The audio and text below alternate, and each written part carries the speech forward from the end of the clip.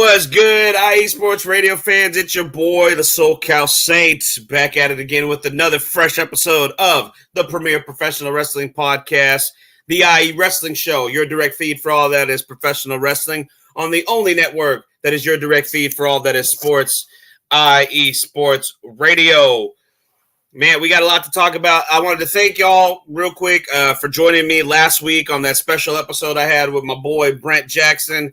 When we did that career retrospective on the late, great Eddie Guerrero. We got to honor him on his birthday last week, which was a pleasure of mine. It was something I always wanted to do here on this podcast, and I was finally able to get it done, and I got to do it with one of my very best friends here on planet Earth, so that was really awesome. So shout out to Brent. Brent will be a face that you guys will see again here on the IE Wrestling Show. I guarantee that he will be back again here on another episode for sure. And we got some stuff to talk about. We got a little bit of news, wrestling news to talk about, of course, and we got some events to talk about. AEW Wrestle Dream took place, I believe it was over the weekend. And we got TNA's big pay-per-view of the year or premium live event. Their version of WrestleMania. You know how like each company seems to have their version of a WrestleMania type event. WCW had Starrcade. ECW had November to Remember. Of course, WWE has WrestleMania, and TNA has Bound for Glory. So we're going to be discussing Bound for Glory today as well. And real quick, just give a shout out to IE Sports Radio. Please, if you can, follow IE Sports Radio on all social media platforms on X, Instagram, Facebook, and TikTok at IE Sports Radio. That is the handle. And also, we are live streaming right now on YouTube. Right now, we're live streaming on X, the official IE Sports Radio X account, and the official IE Sports Radio YouTube page. So please, if you like what we're doing, if you're enjoying the show, give a like, a share, and subscribe. It'll help us out greatly. Please hit that like button, hit that thumbs up, whatever. Please hit that heart button if you like what we're doing. Don't be shy if you're in the comment section. If you're watching live, hit up the comments. Give me a shout out. Say what's up. I'll shout you out here live right here on the show. If you cannot watch us live at the moment, do not fret because we are also available on multiple platforms of podcasting multiple podcasting platforms. So if we're not live, you can actually hear it later on the download on all these awesome podcasting sites, Apple Podcasts, Breaker, Spotify, iHeartRadio, Google Podcasts, Amazon Music, Audible, Castbox, Deezer, Podcast Addict, Podchaser, and GeoSavin. Not only that, we have an official IE Sports Radio website. Go to iesportsradio.com, iesportsradio.com. And you can actually join for free, and you can create an account where you can interact with all the hosts of the IE Sports Radio crew. You can check out all of your favorite IE Sports Radio shows, like mine, the IE Sports Radio's only professional wrestling podcast, the IE Wrestling Show. I have an official page for my show, iesportsradio.com/the IE Wrestling Show, where you can check out all of my past episodes if you want to catch up on some episodes you never got to hear. If you're becoming a fan of mine, which is awesome, thank you. And if you like what we do on IE Sports Radio and you want to throw some shekels our way to show your support for IE Sports Radio, go to the IE Sports Radio shop. That's iesportsradio.com/shop, where you can get official IE Sports Radio merch, just like this t-shirt, the official IE Sports Radio logo t-shirt, and it has our catchphrase on it. IE Sports Radio, your direct feed for all that is sports. And we have hats as well. We have tank tops. We have women's T-shirts with the new fall and winter seasons coming. You can get, hopefully we'll have hoodies available as well. So just keep a lookout for that on the IE Sports Radio official merchandise shop. And please follow me on the X and on TikTok at IE Sports Radio's, at IE Wrestling Show. That's IE Wrestling Show is my Twitter handle as well. And right now I'm going to introduce you to one of my good brothers here. He's I gotta just say this. I mean, hopefully I'm not speaking for him, but I would love to say he's officially a part of this show from now on. He is my bro here at IE Sports Radio. T5, the host of the Crescent City Connection.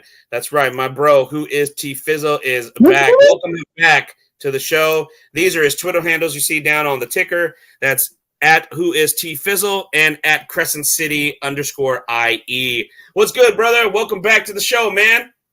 Man, well, man, thanks for having me back, man. It was kind of weird. I peeped y'all out last week from the doctor's office, man. I was like, man, let me see what how the Wi-Fi going in here. I said, all right, let me get on. Let me see what's going on with the homie. I saw y'all Eddie Guerrero tribute, man. That was what's up, man. You know how I feel about Eddie, man. Yeah, I appreciate that, man. Yeah, that was one of my best friends from high school, Brent, that jumped on the show with me to do that. And it was really, it was really cool to have him there on the show last week, especially for that particular episode. Because me and him, like when we met in high school, that was kind of what first got us like talking was wrestling. And at the time, Eddie Guerrero was, starting to come up on the rise. He was starting to hit those milestones where you saw like, man, maybe he's gonna reach a spot that he's never been, in before. You know what I mean? Brent and Larry, actually, I think are the same age. So I mean, like me and Larry and Brent, I think are about 2 years apart. I'm 2 years older than them, so I would have been in my junior year of high school whenever I met them, freshman year, I believe, if I'm not mistaken. So I mean, and we've been tight ever since. Brent, he's like a brother, man. Like honestly, he's more family than he is friend. You know what I mean? So you got those friends that are just like they transcend that friend title. So yeah, it was really cool for him to join me last week for that show, and hopefully we'll have a show where all three of us can be on here discussing wrestling, man. Because I would love to have him back on the show and interact with you as well, man. Because it's been a pleasure, like I said, having you on the show. Hopefully, it goes without saying. Hopefully, I can say like, I would love for you I would love to take that guest role, that guest title off you, and just say you're a part of the show. You know what I mean? Hey, take it off, man. Hey, man, you like, SoCal Saint, the Crescent City Savage, tag the new tag team, the new Mega Powers. Hey, the new 2-man power trip. I'm all for it. Let's go. Hell yeah, bro. I like that shit. New style APA. The new age Dudley boys, who knows? Yeah, man, we backstage at IE Sports playing poker and stuff, man, taking people out their money. Right? Damn. You got it. That's you. You got it. Right. Damn. You hit that perfectly, son. You hit that perfectly, bro. Oh, man. Damn, man. So, bro, I know we can talk. I know that it's a sore subject right now amongst the Saints fans, but what is going on, bro? Lord what Jesus. Is going on, my friend? Bro, I don't know what to say, man. Man, if for those of y'all who've seen the show, man, I'm trying to keep a straight face, bro. I'm trying to, I'm trying myself. It's being optimistic. It looked kind of good in the Buccaneers. The first half of the Buccaneers game has started off bad. Yeah. No lie. But then all of a sudden they let us back in the game. And I was bucking. I was like, man, how you let us come back from 20 points? I was bucking like a tank, bro. Rattler was doing good. The defense was getting Rattler showed out. He did well. I was bucking like a tank. But then the dreaded second half had to be played. Man, I know. Bruh, it's not looking good, man. Like the only bright spot is, Spencer Rattler looking good. He's got potential. He's got some potential, man. He could be the dude. And we got like a bunch of injuries. We got a quick turnaround Thursday. Sean Payton and the Broncos coming through. Man, we got to win this one, man. I hope we can get a W on Thursday, man. This will be one of the first times where a game is on when I'm not working and I can actually sit and enjoy it, because Thursday is one of my off days. So hopefully it's one of those games that'll be broadcast on Amazon so I can actually watch it. Oh yeah, it's Thursday, so it's definitely gonna be on Amazon. Oh, perfect. And yeah, I'll definitely be able to actually kick back and relax and watch my Saints against the Broncos. So let's just you put the nail on the head right there. So I mean It's been rough. It's been a rough couple weeks, man. But hopefully we can turn it around. It's not too late in the season. It's still pretty early. Yeah, man. Like despite what some people think, our second half of the schedule is very favorable. It's very favorable, especially if we can get some of these injured dudes back, right? Especially on the offensive line. We can do something. Right. So, I guess those rumors about Devontae Adams, that was it. That was just rumors because he's going to the Jets. Hey, after that Monday night game, the Jets had to do something. Yeah, they did. The Jets got hella desperate because they not only are they sitting in the third, they can become a second, but they also they're gonna take the rest of that contract. They're gonna pay for it. A lot of people's sticking points was they wanted the Raiders to eat half of that contract or eat some of that contract. The Jets was like, nah, we got this. They was hella desperate. They was desperate. I mean, hey, to each his own, I suppose. The only saving grace about our Saints, subpar performance on Sunday was that the Cowboys had an even worse performance. So that makes me happy. The Lions fucking diddied on all over them Cowboys. Woo! Oil all over the place. Yeah, I actually had a Cowboys fan that tried to check me before the game. He was tagging me on Facebook, tagging. And I was like, they should know by now. As soon as I was like, bro, this dude talking before they got to play. And then I saw the score of the Lions game. I was like, damn, bro. I said, you're lucky. I said, you know how petty we is in the world. And you really won't talk? That was damn, I'm trying to compare it to a movie scene. That was Damon and Money Mike in the bathroom in Friday After Next. Oh my boy, Damien. Like what a phone book. Like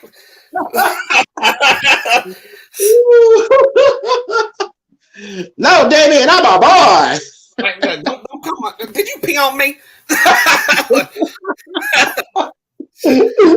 what that was. He's like, just sit back, just let it happen. That's what the Lions told the Cowboys. Like, all right, Dak, just let it happen. 100%. Yeah, so that's the only saving grace. The trip part was I was in the kitchen. Making something for me and my pops, and I heard them say, because it was at the halftime, back from Arlington, and I was like, all right, cool. Then I heard an eruption from the crowd. I'm thinking, oh, Dallas must have did something. Come to find out, that was the Lions fans. I was like, how the hell they sound like that at your house? That's how the Saints were when we went in there and smashed them. Like, we were louder than they were. Like that in your house. I could have sworn down that was Dallas fans. Bro, that was Detroit people. I was like, nah. Y'all have to get out of here. Man. Y'all should already know, man, how dirty them Detroit boys be. You know, shit. You got the city that gave us. We actually traveled pretty well. Come on, bro. The city that gave us Eminem and ICP, like they're not the most respectful. You know what I'm saying? Nope. Yeah. Well, before we get continue, we just wanted to give a tidbit of football right there, since this is a part of a sports network. But we got to keep the lights on somehow. So real quick, before we get into all of our wrestling news, we got to give a shout out to Planet Jerky. That's right. Premium brisket beef jerky. The jerky that's on a whole other planet. Ooh, yeah. That's right. You can follow Planet Jerky on Instagram at Planet Jerky is their Instagram handle. And you can order directly from their official website at planetjerky.net. It's delicious. Take my word for it. I know you hear this a lot of the times. You always see people on podcasts, hosts, always shilling product, claiming that they use it all the time or whatever. I can't trust that shit most of the time unless I actually physically see them using it. I have actually had the product multiple times. It's delicious. It is so good. Like I said, my favorite flavor is the volcanic jalapeno. I gotta get myself some. I gotta order some more. Go to planetjerky.net and order yourself. Don't take my word for it. Try it for yourself. If you love beef jerky, it's low in sodium. It's high in protein. It's completely delicious. It's low in sugar. So, I mean, if you're on like a keto type of diet or, some sort of protein-based diet, it's a nice little snack you would love to have, to kind of calm the cravings. You know what I'm saying? It's delicious. Check them out, guys. Go to planetjerky.net. And not only that, if you need something special for the upcoming graduation, the upcoming wedding, if you're sending your family's yearly Christmas, card / photo, whatever the special occasion may be, and you want to add that just a little bit of extra to it, go to Seal the Deal Wax Seals and order yourself an official awesome seal for your envelopes or your packages, whatever. Seal the Deal Wax Seals is actually the product from Mrs. Larry B herself, Cecilia B. She's a co-host of the Sports Couple Perspective with the head honcho of IE Sports Radio, Larry B. So shout out to them. You can follow them on Instagram at Seal the Deal _wax seals, and you can order directly from the IESportsRadio.com official website. It's going to be IESportsRadio.com / Seal the Deal Wax Seals. Like I said, don't take my word for it, guys. Check out from our actual sponsors themselves. We'll be right back. Me and T5 are going to come right back, and we're going to get into some wrestling news. We're going to talk about AEW Wrestle Dream or Wrestle Whackness. That's my opinion, but whatever. I know T5 is usually more of a positive opinion of AEW than I am, so it's good to have T5 on the show now because months and months of me just talking shit. Yeah, I'm sure AEW fans are like, when is somebody gonna talk positive about it? Well, here you go. I got your boy T5. T5 is gonna help y'all out, okay? We'll be right back in just a moment, guys. Stay tuned. We'll be right back with the IE Wrestling Show. Don't go anywhere.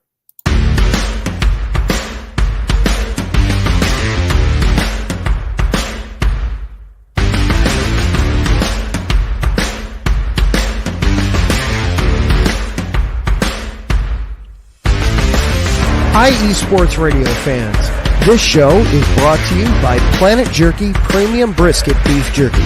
Planet Jerky is the official jerky of the 2022 California League champion Lake Elsinore Storm, Single A affiliate of the San Diego Padres.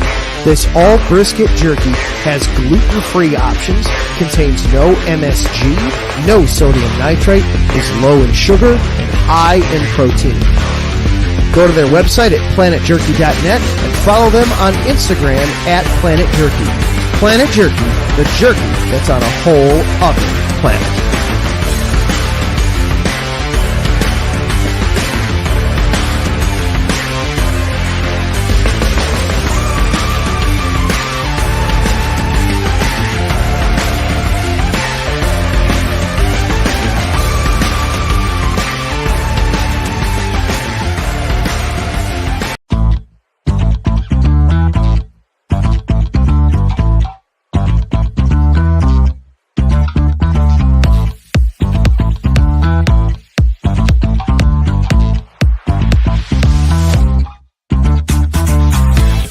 Hey there, IE Sports Radio fans. Be sure to check out our sponsor, Seal the Deal Wax Seals by Cecilia B.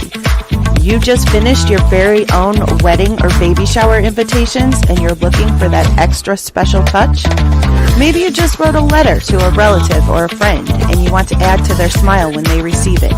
Then seal the deal with Cecilia's handmade sealing wax stamps for your invitations, letters, and gifts. You bring the deal, we'll bring the seal. You can find them on Instagram at SealTheDeal_wax stamps and on Facebook, Seal the Deal Wax Seals.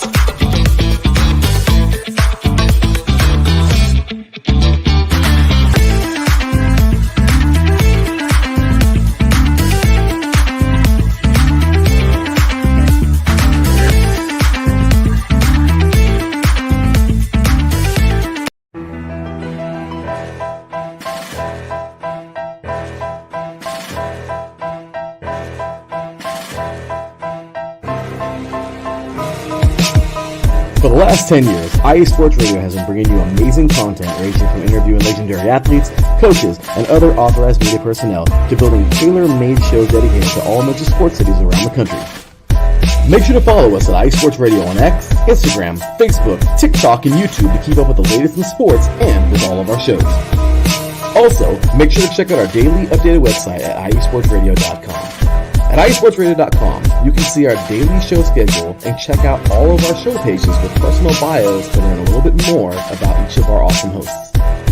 In addition to our show pages, you can catch the iSports Radio blog, Hall of Fame, Fans of the Month page, and our merchandise shop, including t-shirts, tank tops, caps, long sleeves, hoodies, and more. For now over a decade here at iSports Radio, we've continued to be by the fans, for the fans, and we thank you all for your support and for making iSports Radio your direct feed for all that is sports.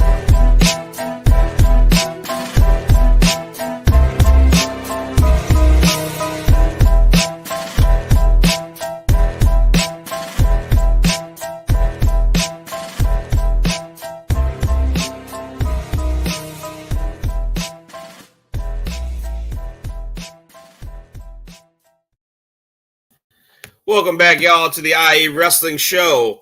It's T5 and your boy, the SoCal Saint, back at it again. We're going to get into some wrestling news in just a moment, but again, I just want to do this real quick. My little spiel for my little contest that I'm still in. If you recall, I've been doing this for the last few weeks.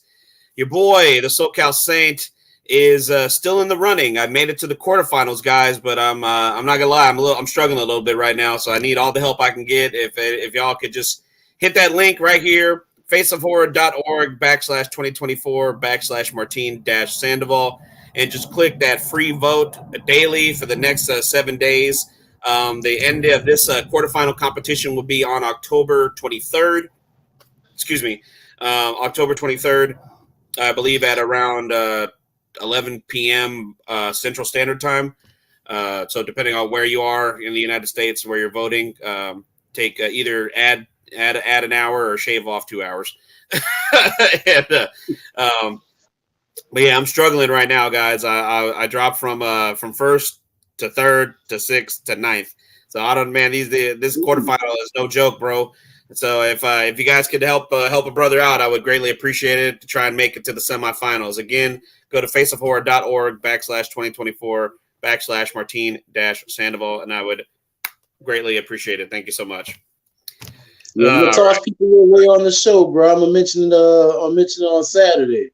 Oh, I appreciate it, dog. Thank you. Yeah, guys, please do yourself a favor and check out T5 show, the Crescent City Connection, Saturdays at noon on IE Sports Radio, man.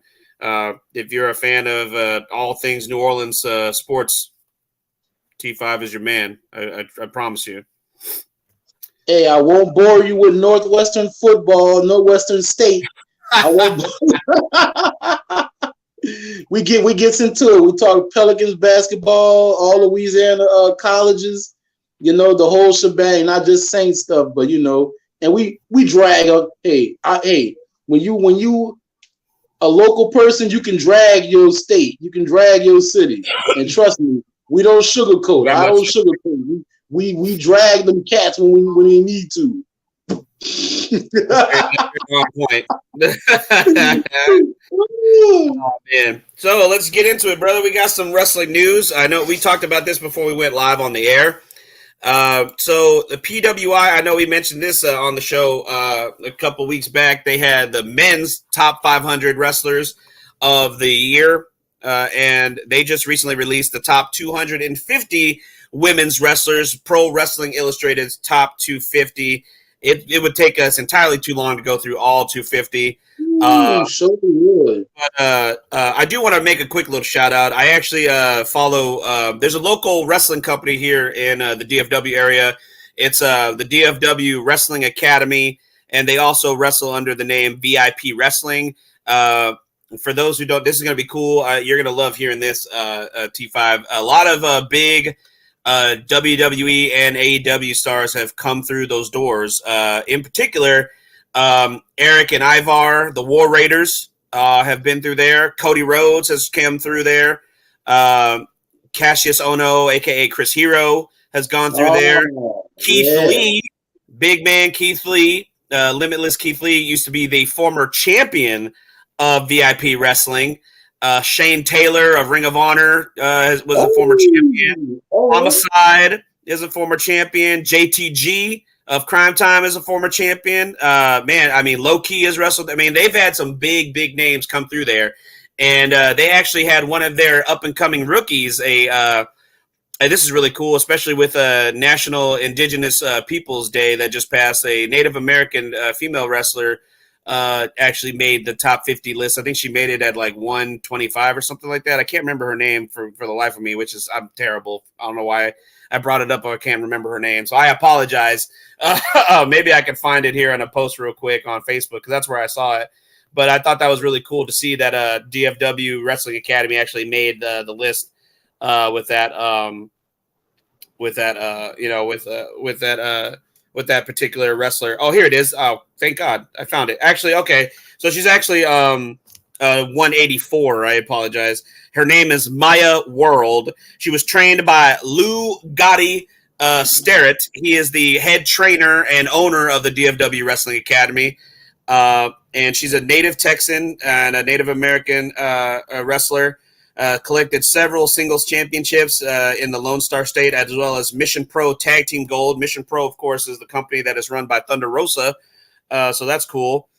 And she has worked matches here and there for AEW and Ring of Honor, in little spot matches here and there. So that's really cool to see a local girl getting some recognition in a nationally recognized wrestling magazine. So congrats to Maya World for making the 250 women's wrestlers list for PWI. We're gonna train with Athena. Huh? That's I heard. I think I heard she had trained with Athena. Yeah, I think she had. Yeah, because Athena, Athena, her husband Matthew Palmer, he owns the other independent wrestling company out here in DFW, Metroplex Wrestling, which is actually they do some good business. They run weekly shows every single Friday or Saturday night. Consistently, and I think they sell out consistently. And Athena has actually made some appearances there too. And Matthew Palmer, I don't know if you've heard of him before, but if you look him up, he's actually the guy who started a feud and wrestled Paul Walter Hauser from Cobra Kai at a Wrestling Revolver show. Yeah, that was the guy that Paul Walter wrestled. Is Matthew Palmer? I didn't know that. Yeah. So, let's get into it, man. Let's see if we agree with this top 10 list from PWI. At number 10, we just talked about her, the reigning Ring of Honor Women's World Champion, Athena. She made the list. I'm glad. I think she deserves to be in the top 10. I personally probably would have put her a little higher, but hey, at least she's in the top 10. Yeah, I would have put her a little bit higher, man. Like her matches, especially the championship matches, were lights out, dude. I mean, she's always been consistently good. I feel like she's definitely one of the biggest fumbles in WWE. I personally, I'll say this: she was definitely one of the biggest fumbles of Vince McMahon's WWE, because I feel like she would definitely have been pushed strong had she been there. If she's there now, under Triple H's booking, I think she would be booked very strongly. I think she could actually be one of the stronger pushed females, because I don't know. I just feel like Triple H is trying to get things back on track. It's kind of hard when you got over 30 years of the same bullshit over and over again. Yeah, you gotta kind of deprogram the fans to what they watching and everything. Exactly. I feel like they're hitting their stride. I know. I got Shawn Michaels is definitely hitting his stride in NXT, man. With the women, they are cooking every week there. And the main roster step it up a bit. You know what I mean? It's kind of like what TNA was doing or Impact was doing for the longest. How the knockouts were the strongest thing going on the show. That's kind of how NXT is getting, where the women's division is the strongest thing on the show. TNA definitely has had a niche back in the day, that made them. That's definitely separated them from the WWE. That actually brought more eyes to the product at that time, and it was either. I'm not gonna say either. It was definitely both. I would say it was the X division and their women's division were booked very strongly, and that definitely brought eyes. It was kind of reminiscent of WCW back in the day, because WCW had the cruiserweight division, which was definitely different than what WWE was doing at the time. You know what I mean? So Yeah, that's what brought a lot of people to the show. yeah, exactly. At number 9, the current AEW Women's World Champion Mariah May. So I'd say that's warranted. I mean, I know she's the current champion, but I don't think she needed to be any higher than that. I think that's accurate. I might have even flip flopped them a little, like put Athena before her. Like yeah, I would. She's starting to get her stride a little. Her matches are fire, hard hitting and everything, but I think I would have put Athena before her because she still has that new car smell on her. Right, right. She's just now starting to get her footing without Toni Storm in the storyline. Yeah, yeah. That's what Mariah May is missing as a some sort of story to go, because it's like after the whole Tony thing, she's just kind of been like here and there, not really like having a few like a few. Yeah, because they've been hitting a little bit to circling back to her relationship with Mina Shirakawa, and they're kind of hitting towards that, and they're kind of hitting towards Toni Storm because she's still doing the Storm Zero as her finisher instead of doing the Mayday, which is like the fireman's carry cutter. Right. So she's been doing this. She's still doing the Storm Zero. So, and number 8 from AEW, Willow Nightingale. She's like perpetually over. I think Willow has gotten a lot better. I was very critical of Willow in the past. I think like maybe like a year and a half ago, I remember a couple of her matches. She just there was just a couple of spots where I was like, man, she did not protect her opponent like she should have been. Like I think there was that spot where she did a power bomb off the stage through a table. I forgot who she had in her arms. I can't remember who it was, but I just remember that person crashing through. And it was crashing through the table, and I think Willow took the table more so than the opponent did, and she like hit the back of her head on the ground. Like I think I know what you're talking about. I don't. Do you remember who that was? I can't remember who it was, man. I don't remember who it was. I think it was one of the street fights. I think it might have been Penelope. I think it might have been Penelope Ford. I gotta look. I know what you're talking about, dude. I remember now. I know what you're talking about. I think it was oh my god, what is her name? Ruby. I think it was Ruby. I think that happened. The way she did it, it seemed like she was sitting on the table. I know what you're talking about. Yeah, exactly. So like I thought that, I knew she was like very green at the time, so I was trying to give her the benefit of the doubt, but she's gotten a lot better. And I think number 8 is a decent spot for Willow. I think she is she's one of those wrestlers that's like, it's like kind of hard to hate her. I don't think she could portray a heel because she's just so cute and likable. It would be really difficult for me to see her like turn heel. You know what I mean? She's just got that babyface aura. You know what I mean? They would have to do a storyline where she was completely broken. She would have to totally change like her style. She would have to change her entire look, personality. It would. This is probably going to upset some people. I'm not comparing her to her. So in terms of like ability and talent, I'm just saying like if it would have to be a Bailey situation, and that's what I'm about to say. Like Bailey was like Bailey. Like the female John Cena at one time with her ponytail and the Bailey buddies and the whole spiel with the hugging and all that. Mm-hmm. And then Bailey had to take it a whole nother, a whole fucking 360, not just 180. Bailey like totally just fucking flipped the script. She went completely left. She went right. She changed her music. But she made it work though. She made it work. Yeah, she did. She changed her whole demeanor, like everything about it. And now Bailey is in this new transition where she was heel for a decent amount of time. She's now babyface again, but it's a different transition of a babyface. She didn't just like go back to being she grew up. You know what I mean? So she evolved, which is what you're supposed to do. You don't want to rely on a crutch like an old gimmick. You know what I mean? I'm sure fans would have been like, elated, but I feel like the elation would have died down fairly quickly had she done that. So if Willow were ever to turn heel, that's what she's got to do. It's got to be like an extreme change. It can't just be, it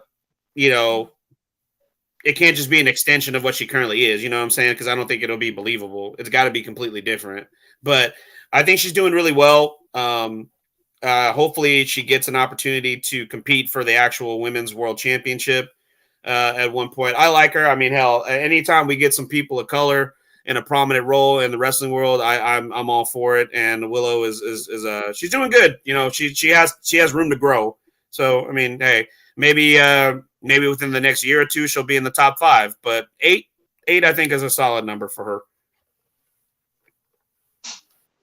her. Number 7, Bayley. Funny enough, Bayley from the WWE at number 7. I may have to actually agree with that because, I mean, I feel like her title reign was kind of so-so, but even with that said, I thought her and Io Sky had the women's match of WrestleMania weekend. That was an awesome, awesome match. Like people sleep on that match. You don't hear people talking about that a lot, or that match in particular, but they had a fantastic match at WrestleMania weekend. And Bayley winning the title from Io. The storyline buildup wasn't, it was kind of so-so as well, but I feel the match made up for it. You know what I mean? But I think Bayley being at 7 is warranted. What do you think, bro? Yeah, like, man, a lot of people know that follow me know that Bayley is my weakness. I love me some Bayley. That BBL Bayley. Woo, boy. Them Bayley cakes. Y'all chill out now, man. Y'all chill out with the Bayley cakes. Now I'm trying to keep my A1C down. Y'all chill out. Okay, let me take it one step further. Them Bayley beignets. Too much powder. Too much powdered sugar, bro. Too much. Not but enough. Yeah, man. What you talking about, bro? But yeah, when she won the Rumble, bro, I was feeling it. Yeah, and yes, that was awesome. They kind of pumped the brakes on her. They were promoting Cody more than they was promoting her. And when they went over to Australia, you were like, okay, where's Bayley at? I'm like, yo, they kind of pumped the brakes on it. But they circled back around for WrestleMania, and I like the build to it with Damage Control. Yeah. Especially when she was like, hey, I speak Japanese, I know what y'all was saying about me. I was like, ooh, you can hear that in the crowd. Everybody was like, ooh, that was pretty dope. So I felt the build could have been better with her. Like you said, I felt the build between her and Io could have been better. The match was like lights out. The match was lights out, and her title reign could have been better. She like in the ring. She's a ring general. She puts in the work, man. So I think that, and then she's gotten better on the microphone as a baby face. Like I said, when she had to evolve, she's not side pony Bayley no more. A lot of people was afraid that she was gonna go back to side pony Bayley. Like, nah, man, she's an adult version of what she was before. She's evolved. So she's baby face. Yeah, exactly. She's baby face, but she ain't gonna hug you though. She's not gonna hug you. You know what I'm saying? So like I said, that's a nice spot for Bayley. Yeah, I think so. I would have to say that like I said, I think that's warranted for the year that she's had so far. So I don't see an issue with that for her.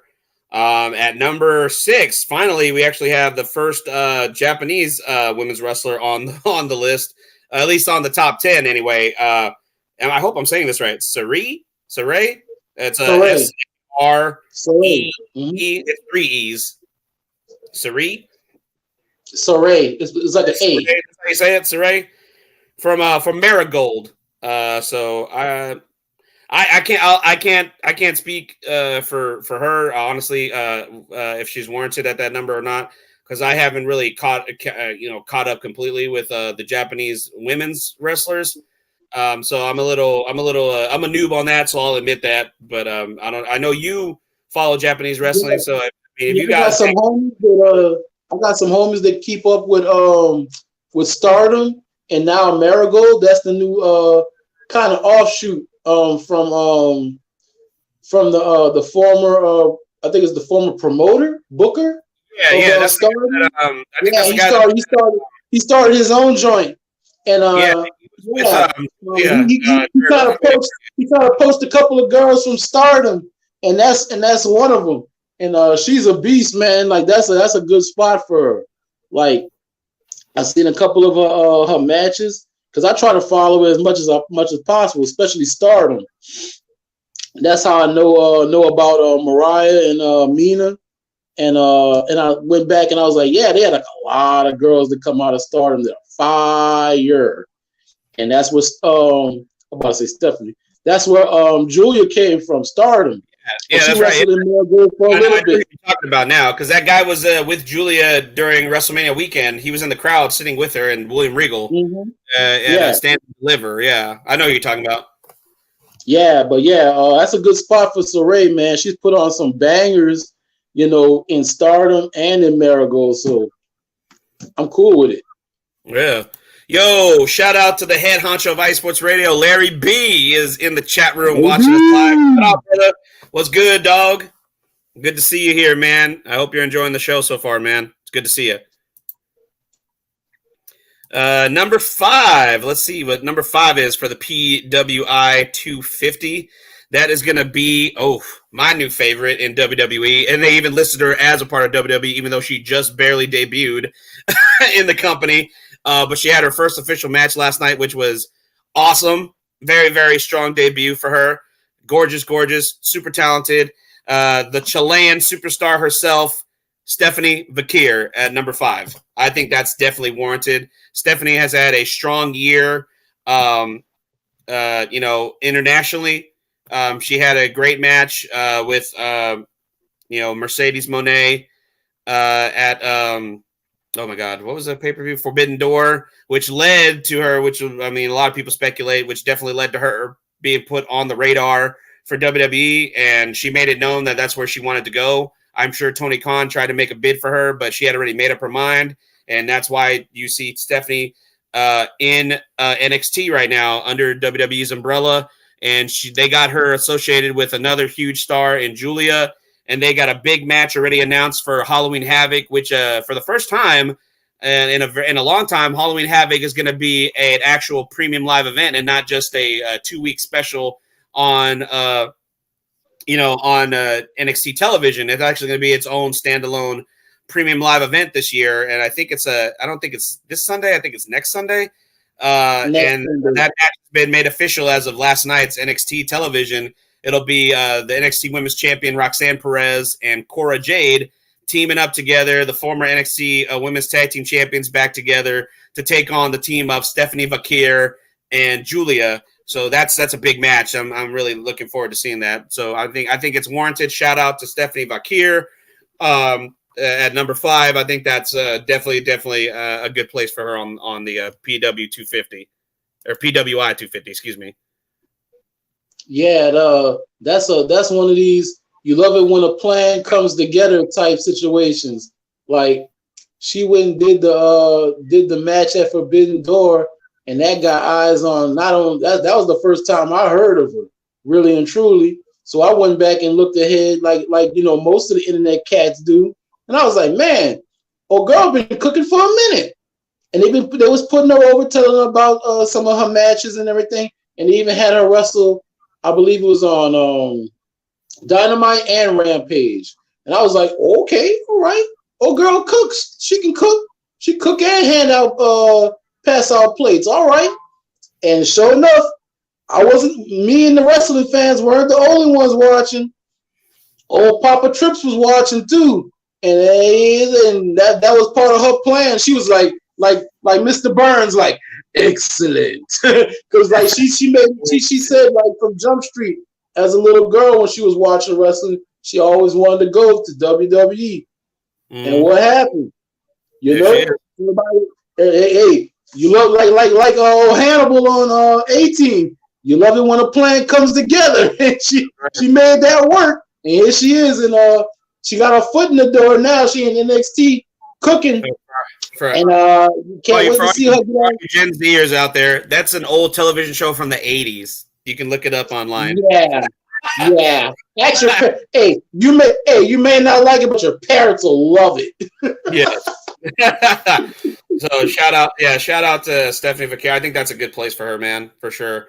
Now, man, we come down to the nitty gritty. Number 4 in the top 250 is going to be, I think I'm saying this right, Micah from Stardom. Yeah, I believe that's how it's spelled. Pronounced. Yeah, she is at number 4. Again, I leave that off to you, brother. I know you and your buddies are more of a.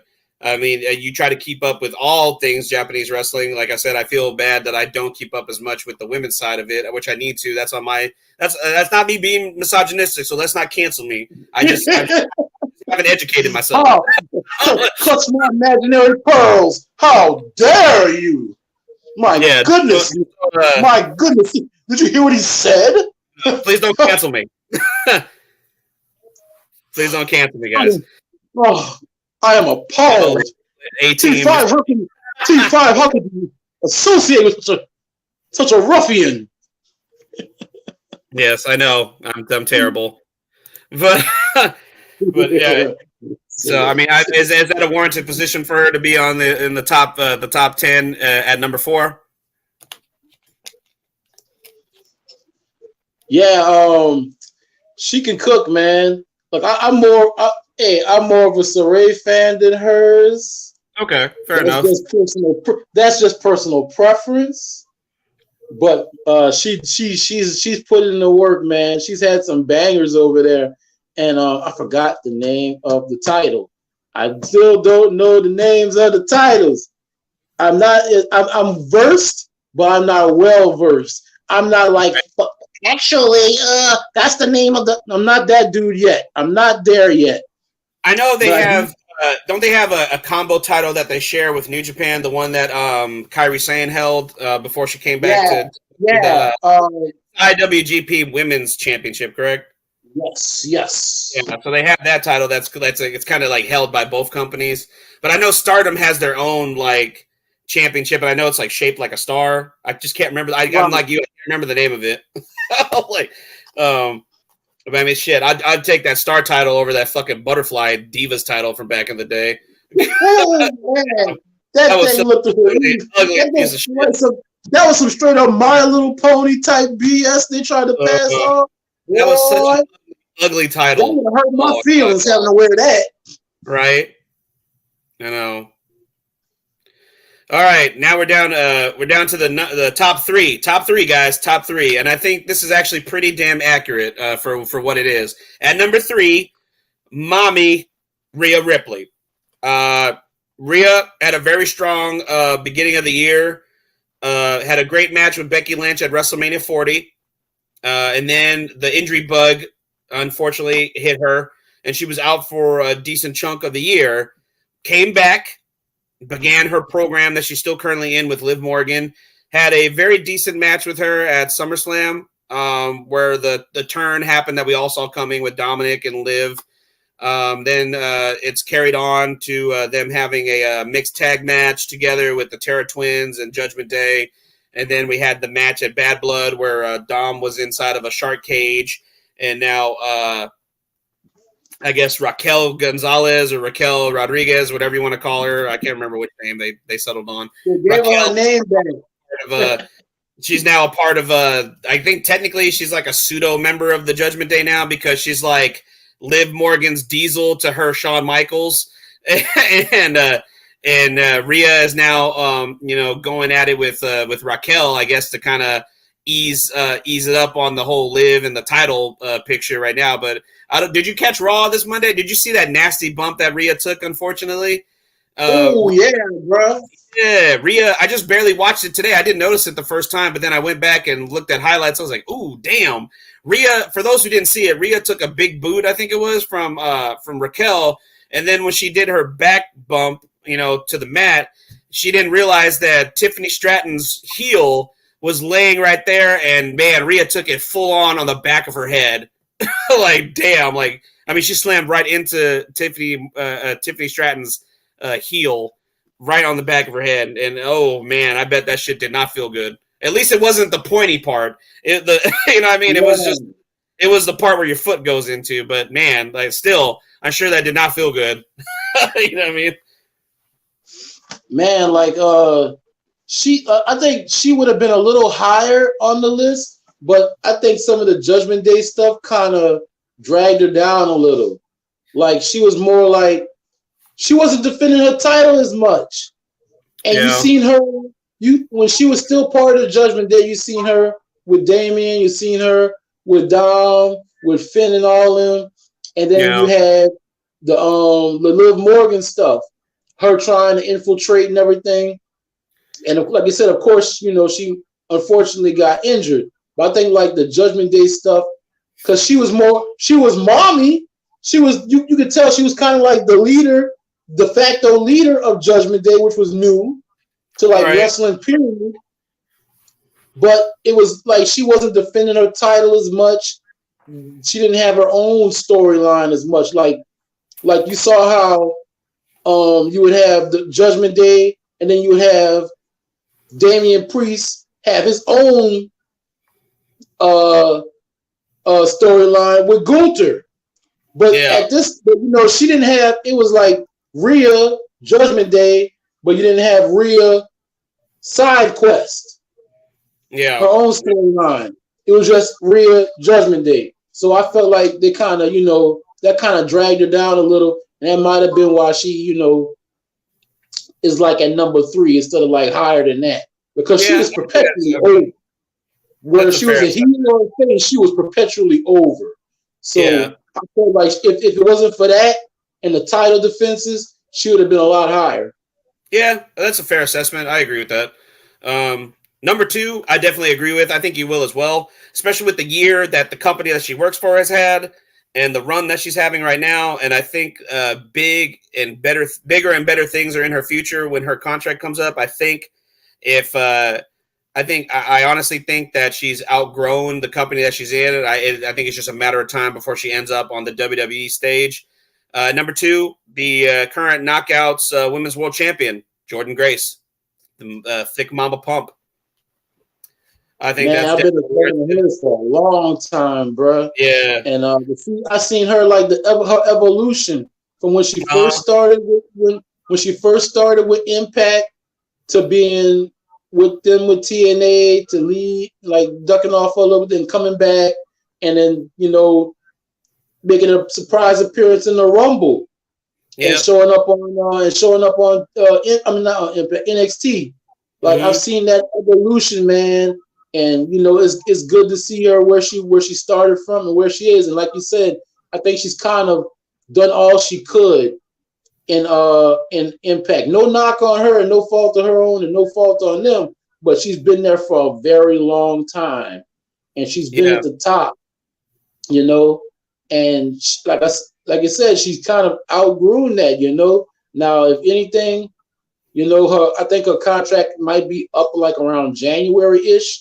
They kind of amended it because it was gonna be a little bit later than that, and I think they kind of amended it, you know, to help her out a little. Like, hey, you did all this for us, you know. If it is what it is, let's, you know, let us ride this last thing, you know, and kind of give her nice send off because she did so much for them, and that's kind of classy.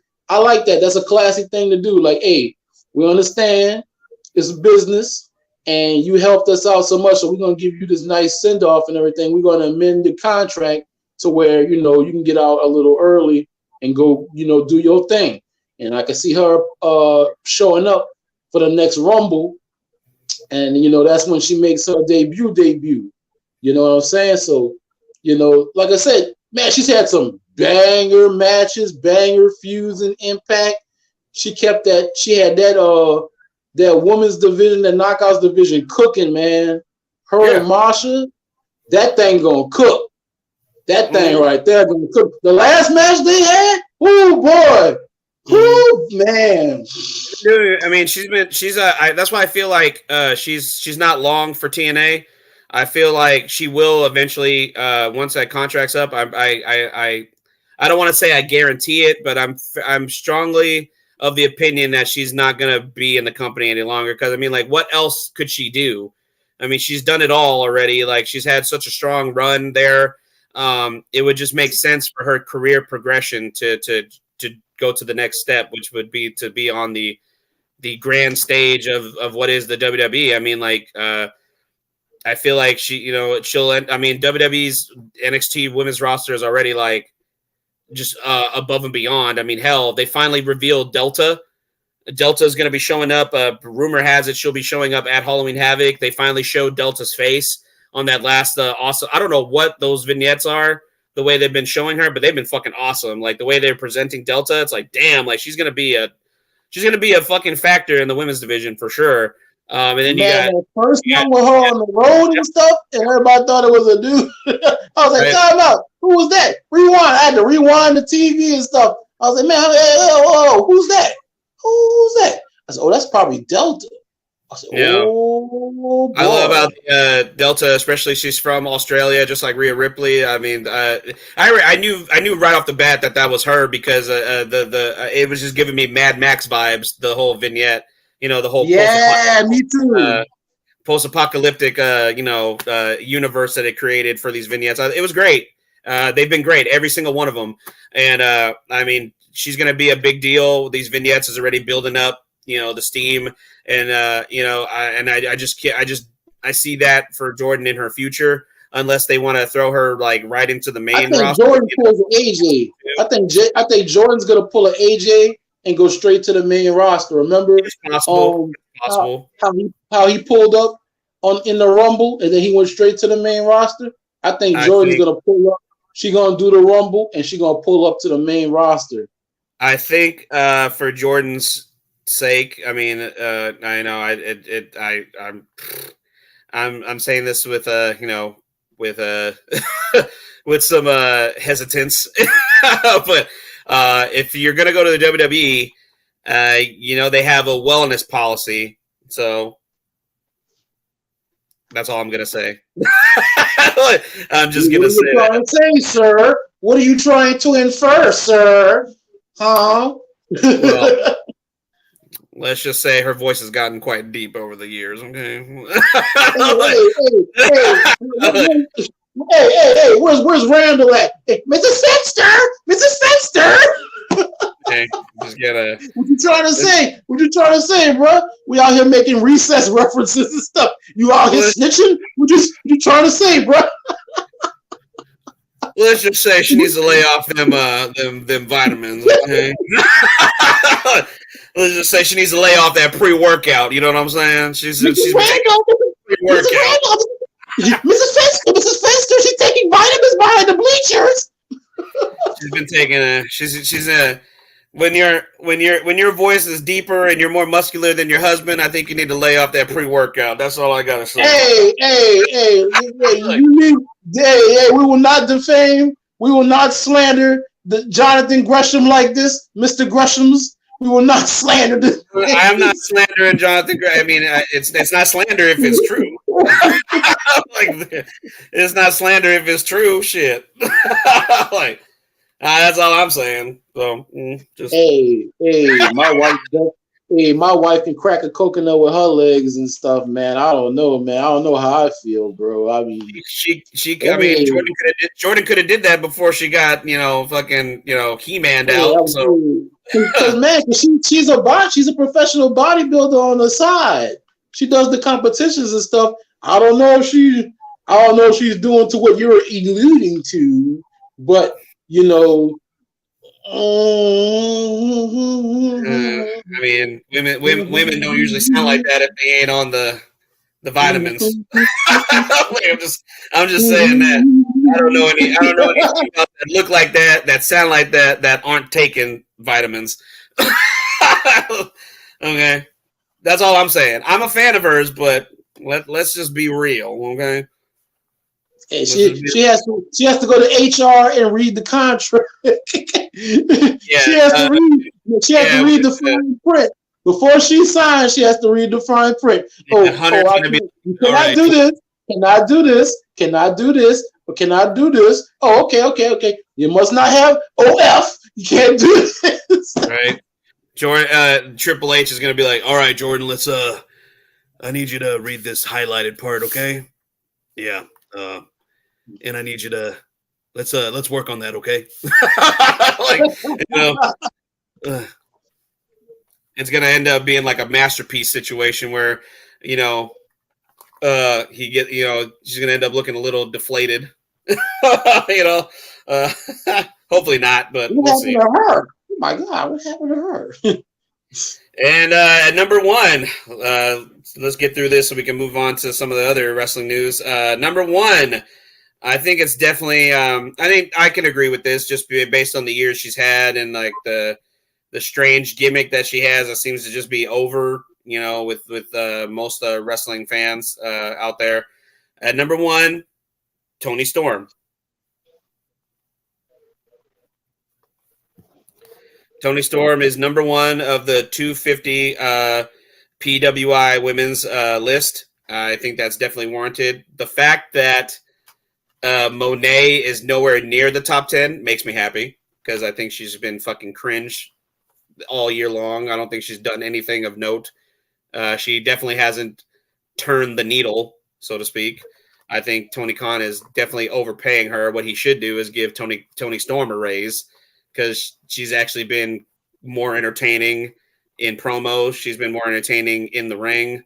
Her storyline with Mariah May leading into, All In was fantastic. I think she's definitely warranted for being number one. So I think that's actually a very strong choice for the PWI top 250. I don't know. What do you think, bro? Man, when she first did the turn with this timeless Tony character, dude, I was like, what the, bro, this is wild. And then when they started doing the whole black and white gimmick and stuff, I was like, bro, this is crazy. It had me howling all the time, dude. When she would do her backstage stuff with Renee, it had me howling all the time, bro. Chin out, tits up, and watch for the shoe. And she would go and think she would walk off camera and throw her shoe back at Renee. I was like, who took the shoe? Bro, I was dying laughing, bro. And when she would do like the post pay-per-view media scrum and everything, and she called out Wendy Richter, but everybody thought she was talking about Mercedes Moné, and she was she said, Wendy Richter, I'm gonna put you in the book. I was like, dog, she's wild, bro. Like her promos and stuff was wild. Her matches with believes in her gimmick, man. She certainly believes in her gimmick, which is good. I mean, like, it's got to be believable from the person portraying the gimmick, so if you don't believe the story that you're telling and the character that you're portraying, nobody is going to believe it in terms of like, your fan base. So I feel like she's done very strong character development, which is so funny that it's in a company that, originally was trying to be more sports based than character driven, like their competition, so to speak. And she's one of the stronger characters that they have on television right now. So it's so funny how that happens. And you know what I mean? But you try, the thing about it is you're able to mesh the sports aspect with the wrestling aspect, because it's at the end of the day, it's still pro wrestling. It's not of course. It's not science. It's still pro wrestling. So of course you gotta have characters. Folks you gotta have your dick heel. You got to have your baby face, and you got to have your overachiever, baby face or overachiever heel, and of course you got to have your Darby Allins. You got to have your Toni Storms. You got to have people that actually have some character, some substance in them, or you're not gonna watch. It's not just gonna be like, oh, this guy's an excellent wrestler. Let's see what he can do. Oh, this guy's an excellent wrestler, but their characters like dry as toast. You're not gonna want to watch that. You gotta have some aspect of storytelling to it. Yeah, you don't want them to be lame, like like a Daniel Garcia or something with Yeah, like now you're finally starting to let him talk, and he's not. And hey, let him cook. And, yeah, everybody. I'm glad they separated him from that Jericho stuff, man. And go ahead and let the man cook.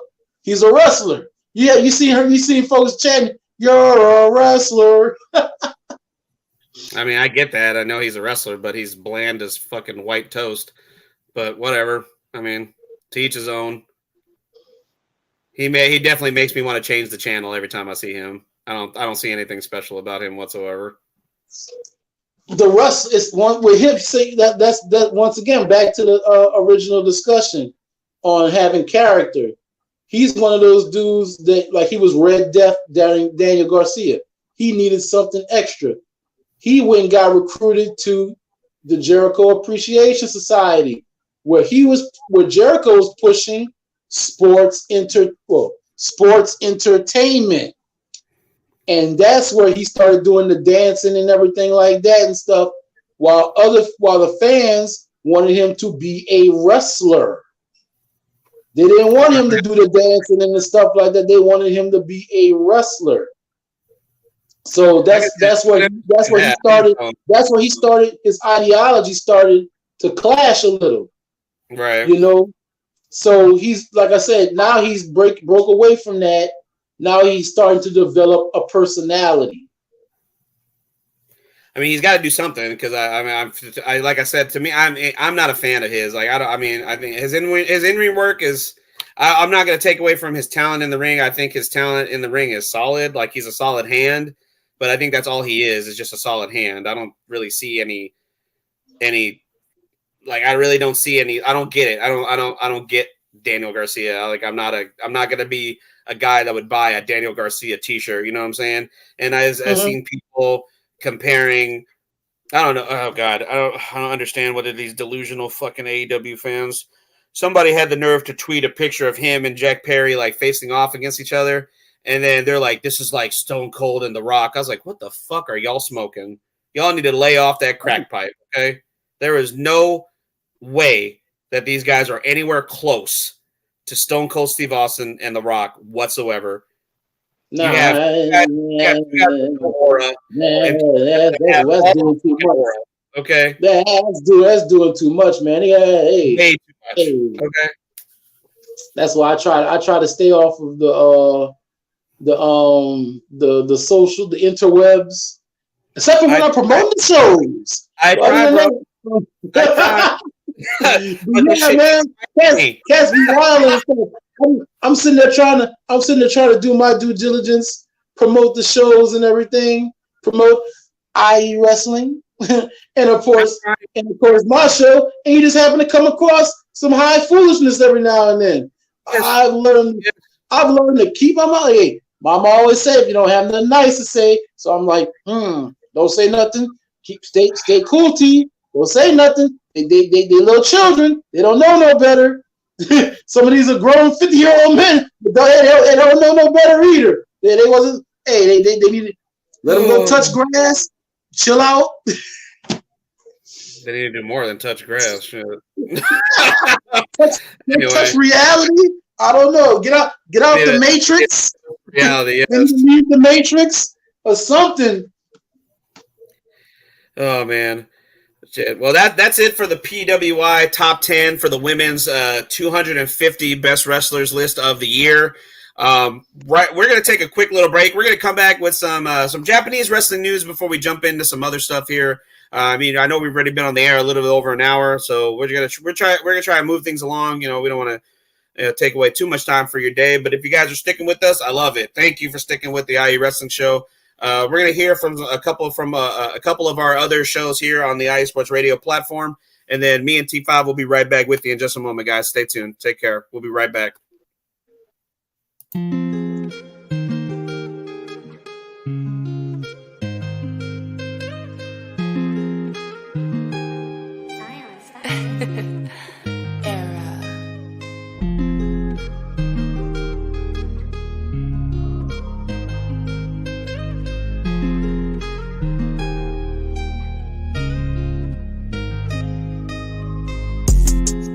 What's good, everyone? It's Drewski, the host of Heart of Texas Sports on IE Sports Radio, your direct feed for all that is sports. On this station, we cover everything in the Dallas-Fort Worth, Texas area. From where we cover the Dallas Cowboys, the Dallas Stars, Dallas Mavericks, Dallas Wings, Texas Rangers, TCU, SMU, we cover it all right here every Wednesdays from 9 to 10 p.m. Central Time. Make sure you stay live with me on the Heart of Texas Sports on IE Sports Radio, your direct feed for all that is sports.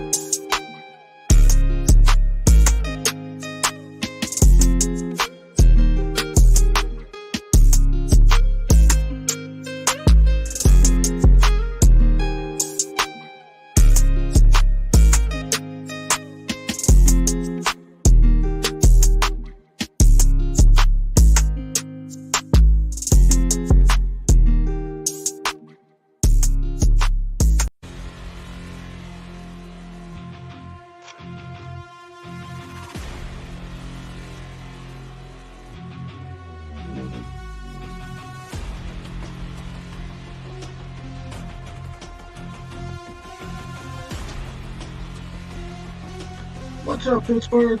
This is Ralph Calise, the host of the Injury Report on IE Sports Radio, your direct feed for all that is sports.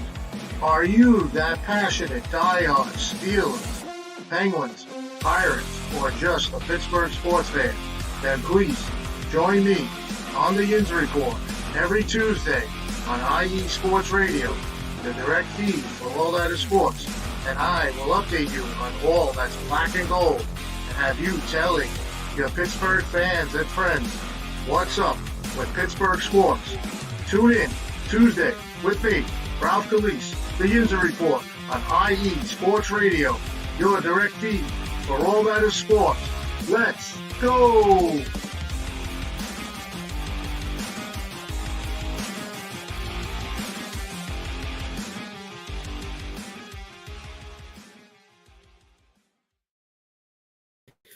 Welcome back, y'all, to the IE Wrestling Show with T5 and your boy, the SoCal Saint. We just heard from two of the awesome shows here on the IE Sports Radio platform, the Heart of Texas Sports with It's Drewski, and the Yinzer Report with my boy, Ralph Calise. Shout out to Ralph. Yeet! Got to give him a mustard yellow. Mustard yellow. That is not gold, sir. That is mustard yellow. There is only one. And I keep saying this, one black and gold, and that is found in New Orleans. One. Mustard, Heinz, mustard yellow, sir. Heinz, mustard yellow. We the ones, right? Right, T5? We the ones. They not the ones. We the ones. That's right. We the ones. Put them ones in the air, y'all.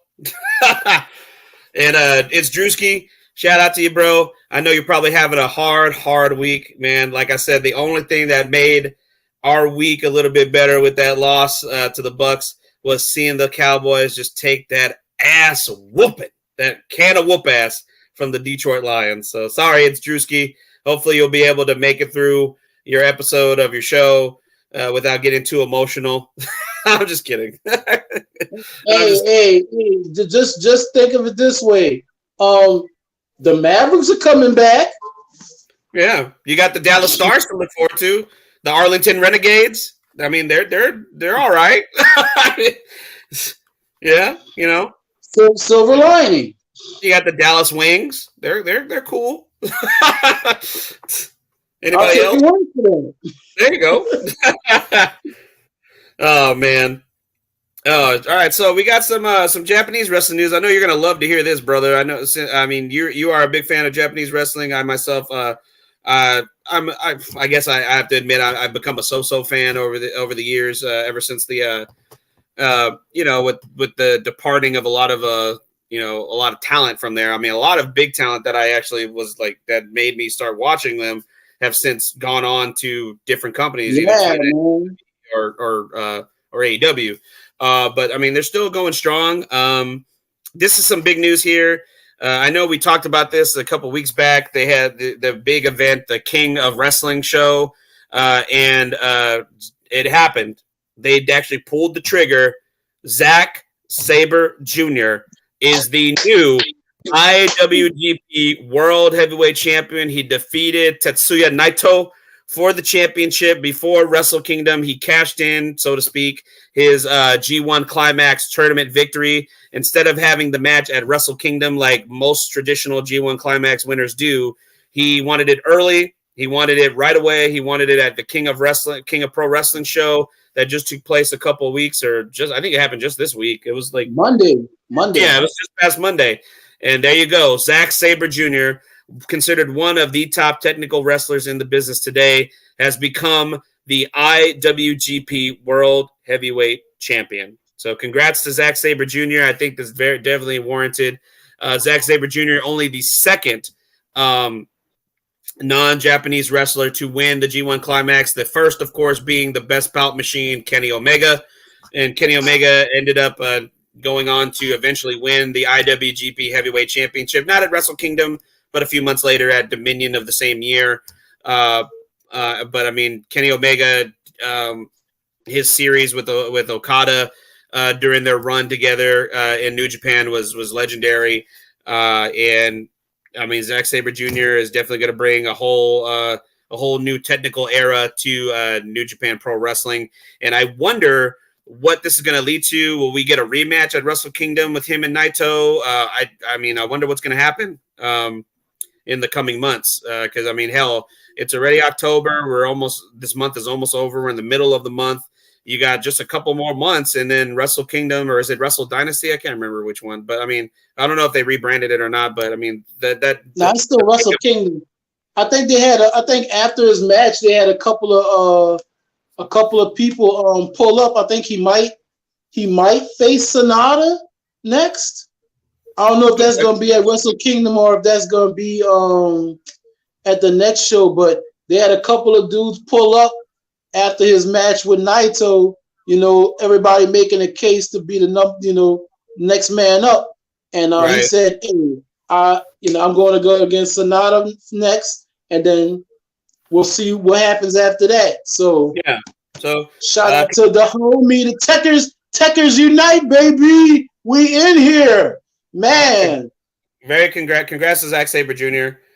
Becoming the IWGP World Heavyweight Champion. So that's cool to see. I think he's the first ever British wrestler to win that championship too, right? I don't think they've ever had a British world champion in IWGP, as far as I can recall. Because I don't think Ospreay won it. So that would be. No, Ospreay did win it. Yeah, sorry, he would be the second. He's the second. Then he's second. He's number 2. Yeah, that's right. So he'd be number 2. Yeah, sorry. WWE.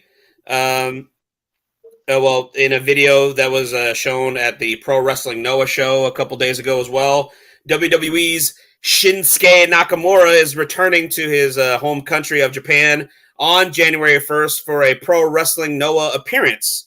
He actually filmed a vignette announcing his return to Japan for a match on Pro Wrestling Noah. His opponent, I do not know, unfortunately. A lot of people are saying that WWE should just let him go and let him go back to Japan. But I mean, Okada. Nakamura has been very vocal, saying he's happy with his position. You know, I mean, he loves living here in the United States because he loves where he lives. In Florida. His family, he said, loves where they live. And Nakamura is he just seems like a big, like, passive dude. Like, he kind of reminds me of like Rob Van Dam, where he just like kind of goes with the flow. You know what I mean? And he just loves to. He's getting paid. He loves to surf. He can do that whenever he wants. He's still wrestling. I know he hasn't been on television, but he's still wrestling at the house shows. He's booked for the international tour, so it's not like he's not doing anything. I know he's not doing anything in terms of television-wise, but he's still doing his thing. You know what I mean? So, I mean, for what it's worth, I mean, if he's content with that, you don't hear him vocalizing any frustration. And Triple H has granted him this chance to go to Pro Wrestling Noah to have a match on January 1st. And I mean, more power to him, man. That's going to be a big get for Pro Wrestling Noah. So, you know, my thing is always wrestlers first. You know what they want, what their machinations, what they want to do, what their goals are, and everything. And if Shinsuke is cool with the spot he's in, and you know him and his family are happy. He's happy and healthy, and you know they're allowing him to go back to Japan and you know pay tribute and you know do these other things outside of WWE, and that's cool. You know that's on him. As fans, we're always gonna want to see more because I remember when I first started getting back into New Japan. That was one of the cats that pulled me in. Nakamura. The internet was just vibing on this guy. I'm like, who's this cat that keep calling Swagski? Who's this? They keep calling him Swag. And he had like the Michael Jackson type aura. He had like this entrance. We would come like the Wrestle Kingdom. I'm like, who is this dude? This dude's swagger is on 9,000. It's like Dragon Ball Z when you got boom, your scouter just explodes. That's his swag level. I was like, who's this Japanese cat with the fire swag? And that's what got me into New Japan, back into New Japan, bro. And that was way before he went to WWE. I was like, oh, I know, yeah. This cat was the Intercontinental title. Champion. And he rocked that thing. He brought it back to the white belt. He rocked that thing. I was like, you rock that belt, boy. You do that. And he sashayed down that long ass ramp to Wrestle Kingdom. I was like, you walk your, you take your time. You take your time. And that brother, I've been riding with him. I've been riding with him ever since. So I'm one of these cats that's like, man, let my boy cook. Put him on TV, Papa H, and let him cook. So, it is what it is. You're always gonna want more for your favorite dudes, but as long as he's happy and cool. Yeah, exactly. I mean, like, I feel that's what I'm saying. Like, I mean, if he's content, then let him be content. I mean, I'm sure something will come up when it does. I mean, I know Triple H. I feel like Triple H isn't gonna just be like, forget. Yeah, you're gonna want to recite. Like, I don't think he's gonna forget that he's in the company. But I mean, he's gonna, he'll do something with him eventually. Oh damn, we almost lost you there for a minute. Thank you. Yeah, we lost both of them. Yeah, Triple H is listening. He's like, I don't like that shit. Nah, man, they heard about my hot take, man. Oh no. I'm sorry, bro. Hey, Papa H, I was just chilling, man. I'll be clowning. I got jokes. Oh man, this is some other big news. The last little bit of Japanese news here. I don't know if you heard, but not only will next year be the retirement tour of the franchise of the WWE, Mr. John Cena. Next year, as officially announced at King of Pro Wrestling, will also be the retirement tour of the ace of New Japan Pro Wrestling. Hiroshi Tanahashi has announced that 2025 will be his last full year of wrestling. He will retire on Wrestle Kingdom in 2026, January 4th, 2026. And this is crazy because John Cena has said he will wrestle until the end of the year of 2025. So Cena and Tanahashi will be retiring within the same week. John Cena, December 31st of 2025. Tanahashi, January 4th, 2026. So we got two guys who are the franchise players for two very strong wrestling companies, very distinct styles. These guys put the companies on their backs. These guys are multiple-time world champions for those companies. These guys took their companies through the dark ages, so to speak, into new heights. And we are now living in an era where both of these guys will no longer be wrestling for these companies. Like, that's just crazy to me that we're going to get two big retirements on two very different sides of the world, two very vast different companies, but definitely legends in their own right. I mean, it goes without saying. I mean, they for sure are legends in our own time, and they're both going to be hanging up the boots the same exact week. That's crazy. Man, you ain't lying, man. I remember when John Cena first came in, and this is definitely gonna date me. I remember when I used to play SmackDown, and I used to, and he had like the United States, the Team USA jersey on and stuff, and I used to have to, that's back when you can swap people from the different rosters and everything, Yeah, and babyface. I would make him babyface, bro. He was heels like as could be, and he was doing the word life. This is gangsta. This is phenomenal. I was like, bro. Yeah. I would make him babyface. I would put the Intercontinental Championship on him. I was like, man, he gonna pick up Big Show today. Let me fix this. Let me fix this. No. Let me fix this overall right fast. He about to pick up Big Show today, bro. I was super John Cena, man. I was super John Cena, boy, and that was my dude.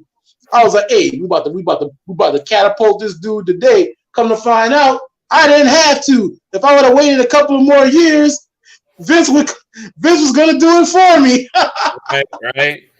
I mean, and the same with Tanahashi. Like Tanahashi kind of came out of nowhere, doing the traditional way through the ranks of being a young boy, and then he just was like it was at the same time. It was like New Japan like kind of has a tradition of where like they focus on like 3 or 4 guys and they let you know like these are the guys that are the future of the company. 3 Musketeers, and 3 Musketeers, yeah. And at that time when Tanahashi came through, I think it was him, Okada, and man, I can't remember who the other one was at the time. I think it was Shibata.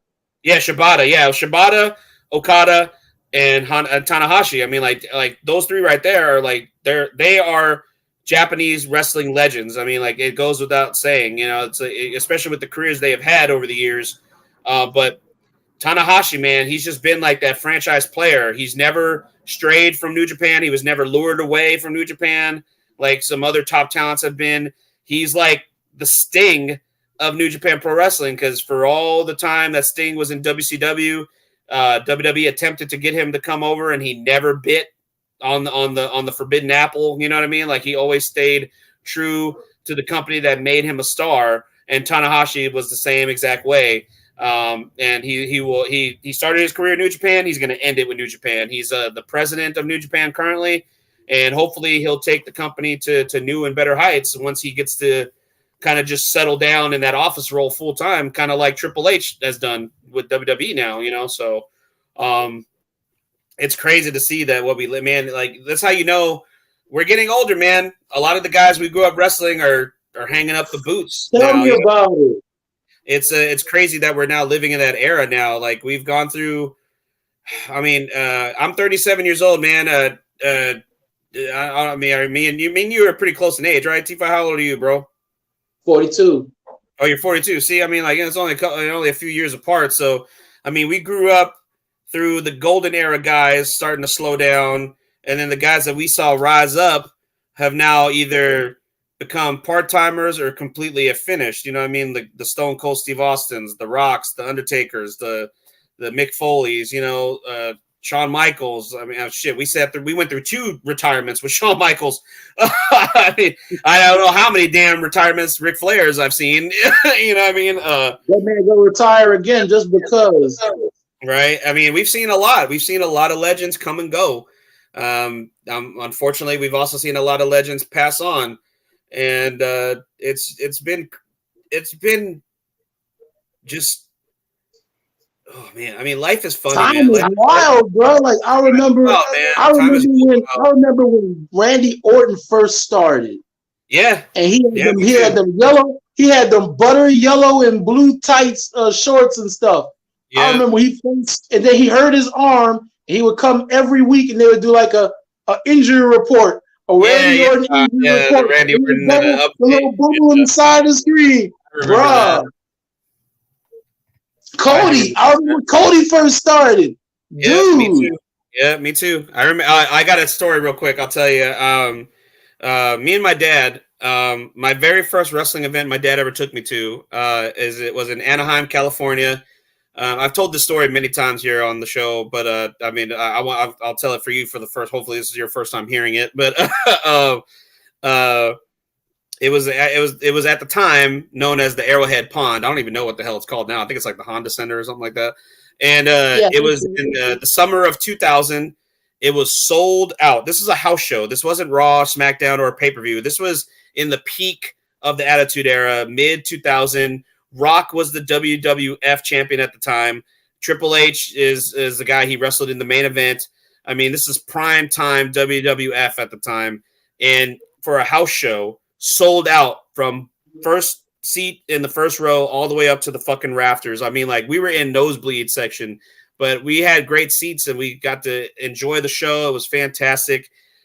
That's one of my best memories I have with my dad. I love sharing the story just because of how happy I was at the time, and you know, my dad just being right there with me. And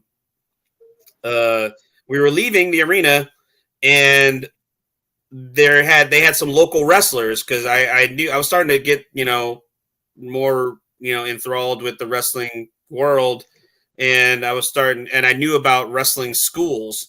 And there was a wrestling school in Anaheim called UPW, Ultimate Pro Wrestling, and they had wrestlers from there. You know, they were inside the arena and outside the arena handing out flyers. So as we're walking through the arena to exit, there was this guy. He was a fucking monster. He was so fucking huge and just ripped, and he had blonde hair. He was shaved all the way around, and he just had hair on top of his head, just spiky like hair, almost like a horseshoe.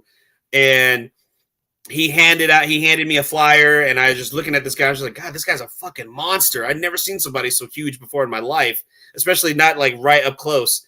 And I kid you not, 2 years later, SmackDown 2002, summer of 2002, the beginning of the Ruthless Aggression era, Kurt Angle's open challenge, that same guy comes walking out, and it's John Cena.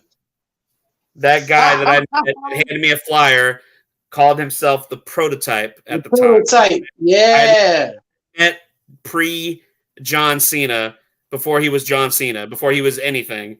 He was just some guy handing out flyers, trying to get people to come to his local wrestling show that he was training at.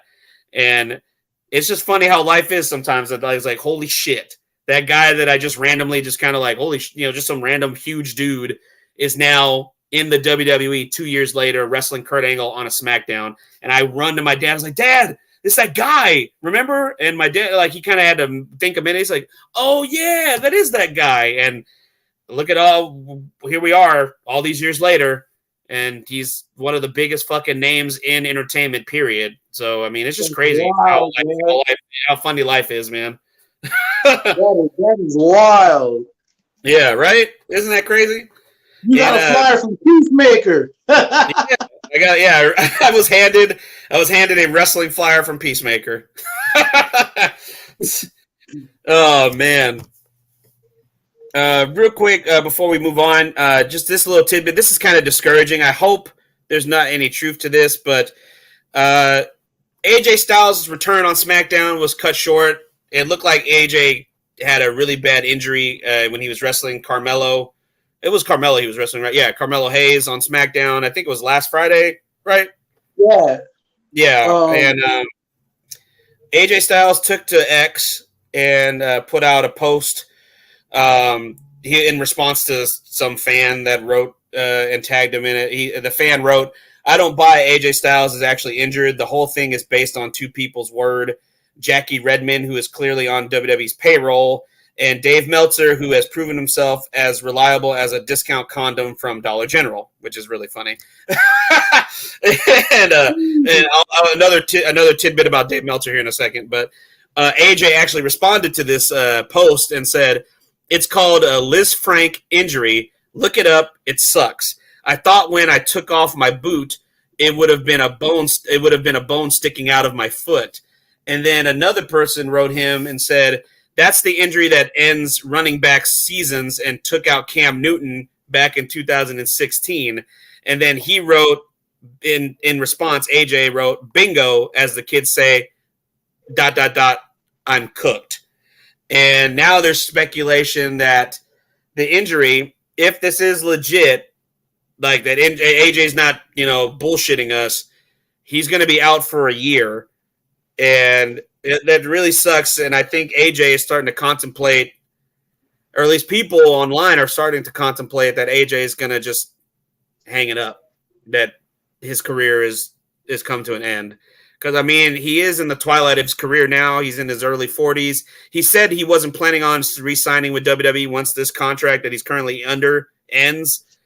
He deserves to hang up the boots. AJ has had such a crazy, awesome career over the years. He was the franchise of TNA at one time. He made the move when he felt like he wasn't getting the respect that he deserved from the company that he helped build, and made a new name for himself, an even bigger name for himself when he went to New Japan, became the leader of Bullet Club, became the IWGP World Champion on 2 occasions. And then that put him on WWE's radar. And he had, I would say, one of the best rookie years in WWE, maybe since Kurt Angle. Because, within just, maybe 6 or 7 months of that run, he became the WWE champion. A former TNA world champion becoming the WWE champion in less than a year. That, especially under Vince McMahon, that's definitely unheard of. You didn't see any other TNA, cast-offs or whatever you want to call it doing that, at that time. But AJ was just so damn good. He could not be denied. You know what I mean? He truly is what his nickname is. He's phenomenal. He's one of the best wrestlers of today's era for sure. That's really unfortunate to see. If his career is indeed over, man, it just sucks that it hopefully AJ can come back and actually have his have a proper send off, have a proper farewell. You know what I mean? Yeah, man. I heard about that yesterday, and I was like, ugh. He said he felt like the bone would probably be sticking out of his foot when he took off his boot. I was like, ugh. Right. Like, yeah. No, I was like, yeah. I was like, man, he gonna be out for a minute. And right. When they said that that's like the type of injury that ends like running back's career, I was like, yeah, he do like a lot of jumping and his moveset and everything. I was like, man. And it was such an awkward way that he landed too. You know what I mean? Yeah, like you said, he was talking about winding down. He was kind of like on a part-time-ish schedule. Right. Yeah, he already was kind of winding down. Yeah, so I could, man, like you said, I hope he gets a chance to get that last run or everything, and probably put somebody over on the way out, or get the act, get his flowers on the way out. You know what I would like to see, man? I'm gonna just put this out in the universe. I'm gonna speak it out into the universe, so I hope it comes true. If it does take him a year, hopefully maybe less, to come back from that injury, he would still be within the window to have one last round with John Cena. Oh, that would be dope, because that's the cat like he kind of made his bones on. He came in and he said, this is the house. This is my show. He turned around and said, no, this is the house that AJ. It's my house now. Right. So I remember that. They have never had a bad match. SummerSlam, 2016 was fucking awesome. Him and Cena had the best, probably the best match of the year that year. And then the following January at the Royal Rumble for the WWE title, that match lived up to the hype. Cena went over on that occasion, but that's when John Cena started pulling out that springboard bulldog, and everybody's like, "What the hell? Where the hell that come from? What the hell?" Cena has never been, the greatest wrestler, but I'll tell you this. There's more fucking awesome John Cena matches than there are bad ones. You know what I mean? Like, he's not gonna pull up like everybody jokes about the 5 moves of doom and everything. But right. He's not gonna pull out these top 100 move list on YouTube or anything. But he's gonna have a top 100 matches though. You're gonna be like, oh, remember that time he faced CM Punk? Remember that time he faced Kurt? Remember that time he faced AJ Styles? You're gonna have a top list like that. You know what match I'm talking about. Oh, you know what match I'm talking about, like that. Most definitely. Just a little tidbit before we take another quick little break. I know we're going to be winding down here in a minute. We got, we're almost at the 2-hour mark, but that little jab that guy took at Dave Meltzer is on fucking point, especially because Dave Meltzer had to open his big, fat, lying ass mouth and come with some story that directly pulled right out of his ass about The Rock not working WrestleMania and next year. That he's already given he's already told WWE that he's not going to be wrestling. He's already told them, I don't think anything's changed. If something changed, I'll hear about it. But he's already given them notice that he's not competing at WrestleMania. So it is what it is. And then somebody took to Instagram, I think, or X, one of those two, and actually wrote The Rock, was like, say it ain't so that you're not wrestling at WrestleMania. Is that true? And Rock, being the final boss that he is, laid the smackdown on Dave Meltzer's candy ass and said, that is bullshit. Don't believe it. Which is like, yes, thank you, Rock.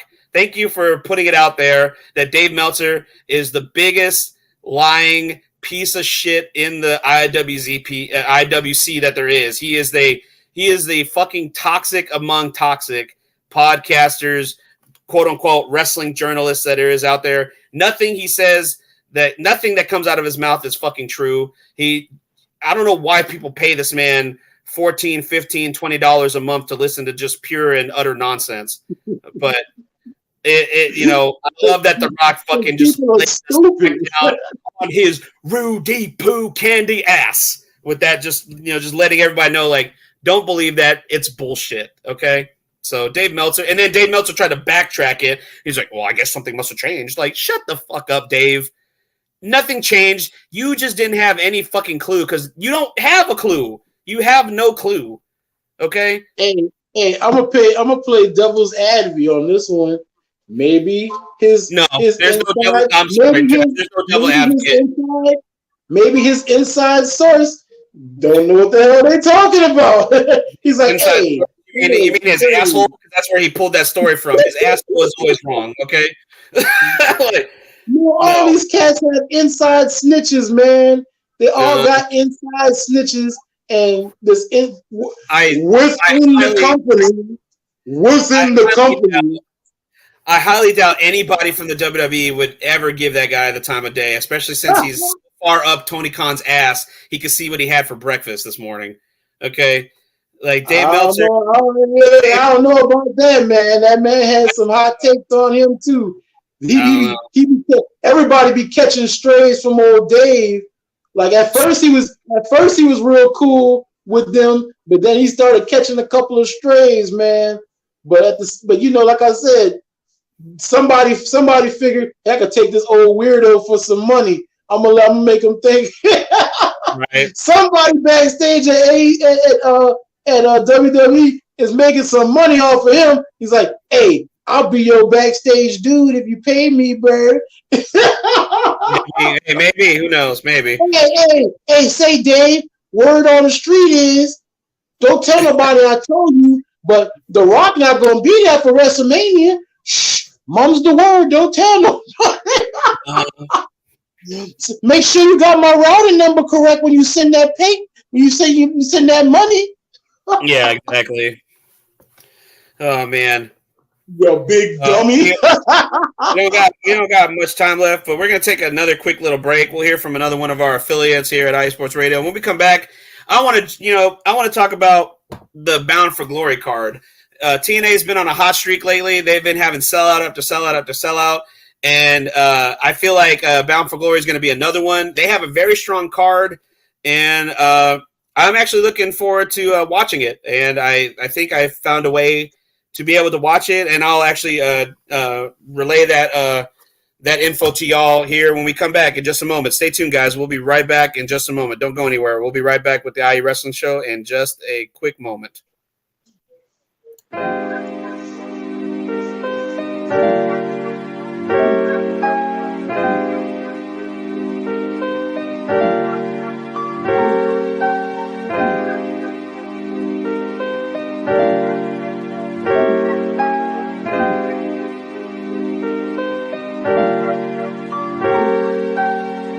Hello, ladies and gentlemen. My name is Davidson. It's your boy, Notorious Law. And we are the hosts of Fast Break here on IE Sports Radio, where we discuss everything in the world of basketball from prep to the pros. You guys should definitely check us out, man. Sunday, 8 p.m. Eastern, 5 p.m. Pacific. We got all the basketball information you guys need, so we look forward to you guys listening in. And please do, because we are the best basketball show on this side of the Mississippi. And please do check us out on Twitter at FastBreakISR. D-Lock, where's our time again? 8 p.m. Eastern, 5 p.m. Pacific. That give you guys plenty of time on a Sunday. Tune in.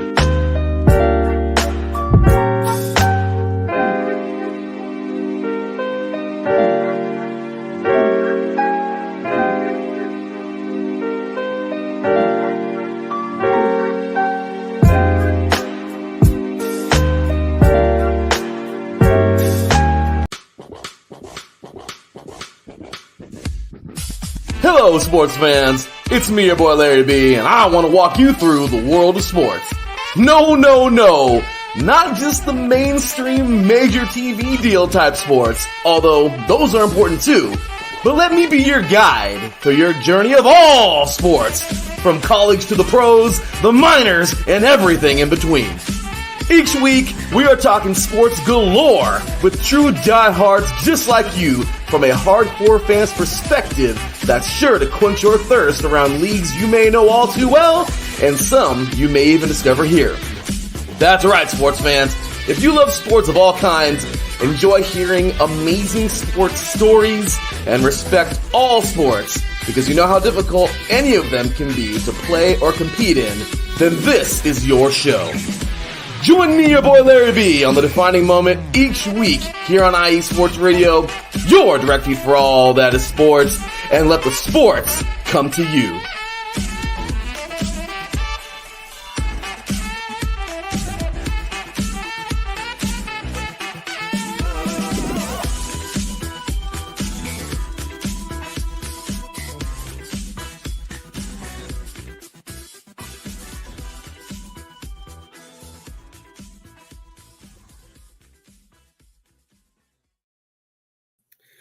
Welcome back, IE Sports Radio crew and fans. It's your boy, the SoCal Saint, and T5. We're back with the IE Wrestling Show. Thank y'all for sticking with us. It's been an awesome day. Me and T5 have been really getting into some in-depth discussions, especially when we came to the top 10 of the PWI Women's 250 list. We went over some Japanese wrestling news, making our opinions known about, certain journalists. Anyway, but right now I just want to, before we end today's show, I want to get into TNA Bound for Glory is going to be live Saturday, October 26th. So that's not this coming weekend. It's actually next weekend. And I have, I'll get the location here in just a moment, but I wanted to say this. If you are wanting to see TNA's, their WrestleMania, it's their version of WrestleMania. WCW had Starrcade, ECW had November to Remember. WWE, of course, has WrestleMania, and TNA's version of that, their similar event would be Bound for Glory. It's always been the marquee event of the year for TNA, and a lot of the biggest matches have taken place at Bound for Glory. Sting and Jeff Jarrett for the NWA World's Heavyweight Championship. Sting and Kurt Angle at Bound for Glory 2007. I mean, they've had some big matches at TNA Bound for Glory over the years. And if you want to see TNA Bound for Glory without paying, an absorbent amount of money, and actually, maybe introduce yourself to more of the TNA product, maybe go back on, some of their library and get, a couple of other little events before the new year starts. They actually are running an awesome offer for their app, the TNA Plus app. For those who don't know, you can get all access to the TNA Plus app along with this year's Bound for Glory included in that plan, with the World Champion Annual End of Season Discount Plan. There's no code needed right now. It is at a discount of 85%. That's insane because normally the annual price for this is $220, but you can get it right now. You can sign up all the way up until the day of Bound for Glory, October 26th, for a mere $35. And you can have it for the next like 3-4 months. I think it automatically renews in January. So, I mean, if you don't want to shell out that $220 for the year, you can cancel it and it won't charge your card anything. So for $35, you can subscribe to the highest plan that they have for the TNA Plus app, and it will include Bound for Glory 2024. So that's pretty cool, right? T5. Man, that's what's up, bro. I gotta jump on that. Hell yeah, I'm thinking about subscribing, and then, like I said, just canceling before the new year hits. That's a really cheap deal, man. Especially as much as it is, normally for the year. I think it's really good that you can subscribe for a lot cheaper, and that's even $35 to watch one of the bigger pay-per-view events of the year. That's actually cheaper than what it costs you for an AEW pay-per-view right now, because AEW pay-per-views are usually $50-$60 a pop, and when you can just pay about $49.99. Yeah, you can just pay $35 for an app, and you can get the full TNA library plus the biggest their biggest pay-per-view of the year upcoming. You know what I mean? I think that's a good deal, man, for those who are interested in seeing Bound for Glory. So Bound for Glory, if you can't actually, if you're not going to watch it over stream or on TNA Plus, if you're going to be in the Detroit area, that is where Bound for Glory 2024 will emanate from the Wayne State Fieldhouse in Detroit, Michigan.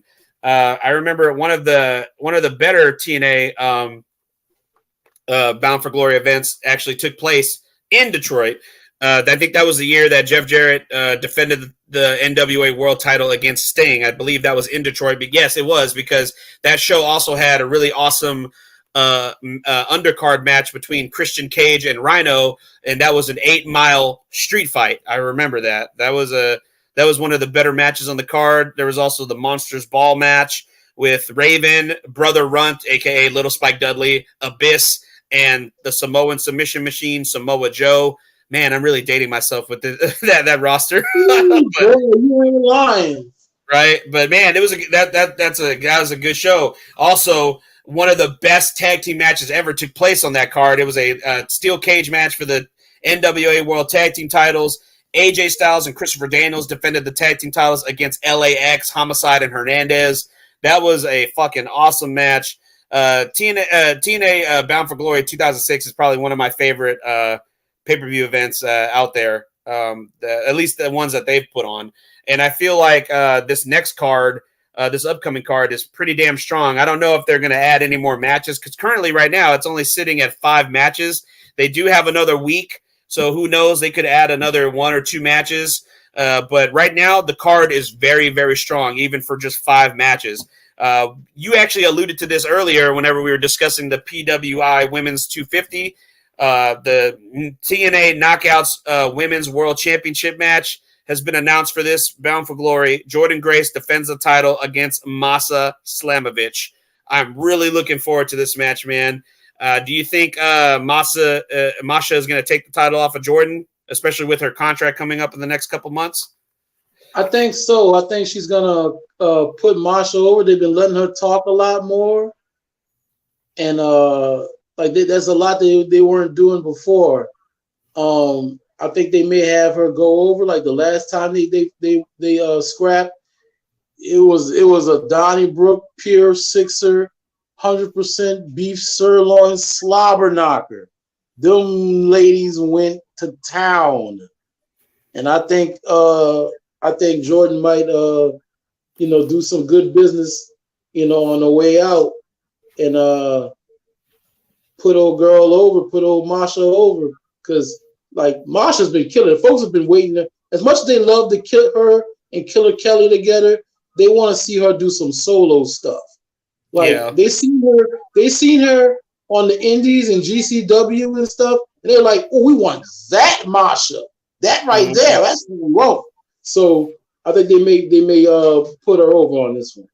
I think so. I think Masha is the perfect candidate to end Jordan's very strong title reign, and it will definitely take their knockouts division to the next level. I mean, they just recently debuted the former WWE superstar Xia Li is now a part of the company, so that's cool to see. Xia is getting an opportunity, to still compete in the world of professional wrestling. I think she's got a good head on her shoulders. I think she has a good opportunity to grow as a competitor, and maybe we'll see her one day compete for that same title. They got Rosemary still under contract. They got Alicia Edwards. I mean, they have a pretty strong women's roster. So, I mean, even if Jordan does eventually make the move to WWE, that a lot of people are already speculating that she will, I don't think TNA will be hurting. I think they have a strong base that she can leave behind. You know what I mean? Mm-hmm.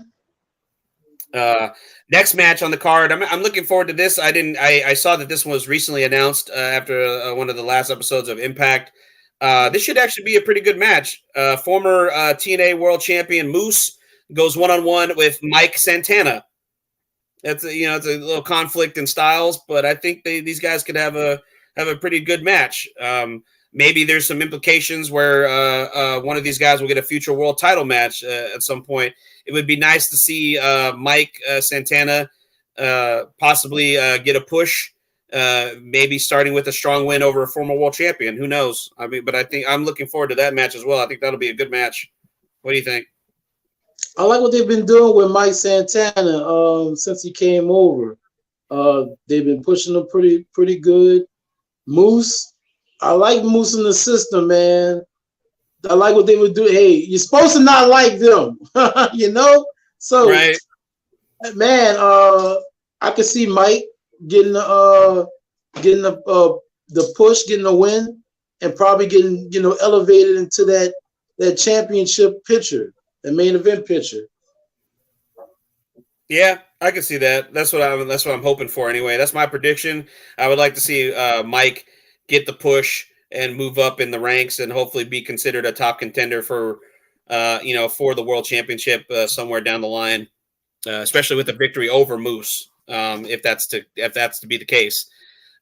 This one, I've never seen that they've done this as a one-on-one match before. So this will be interesting to see unless they add people to the match here in the next couple of weeks or so.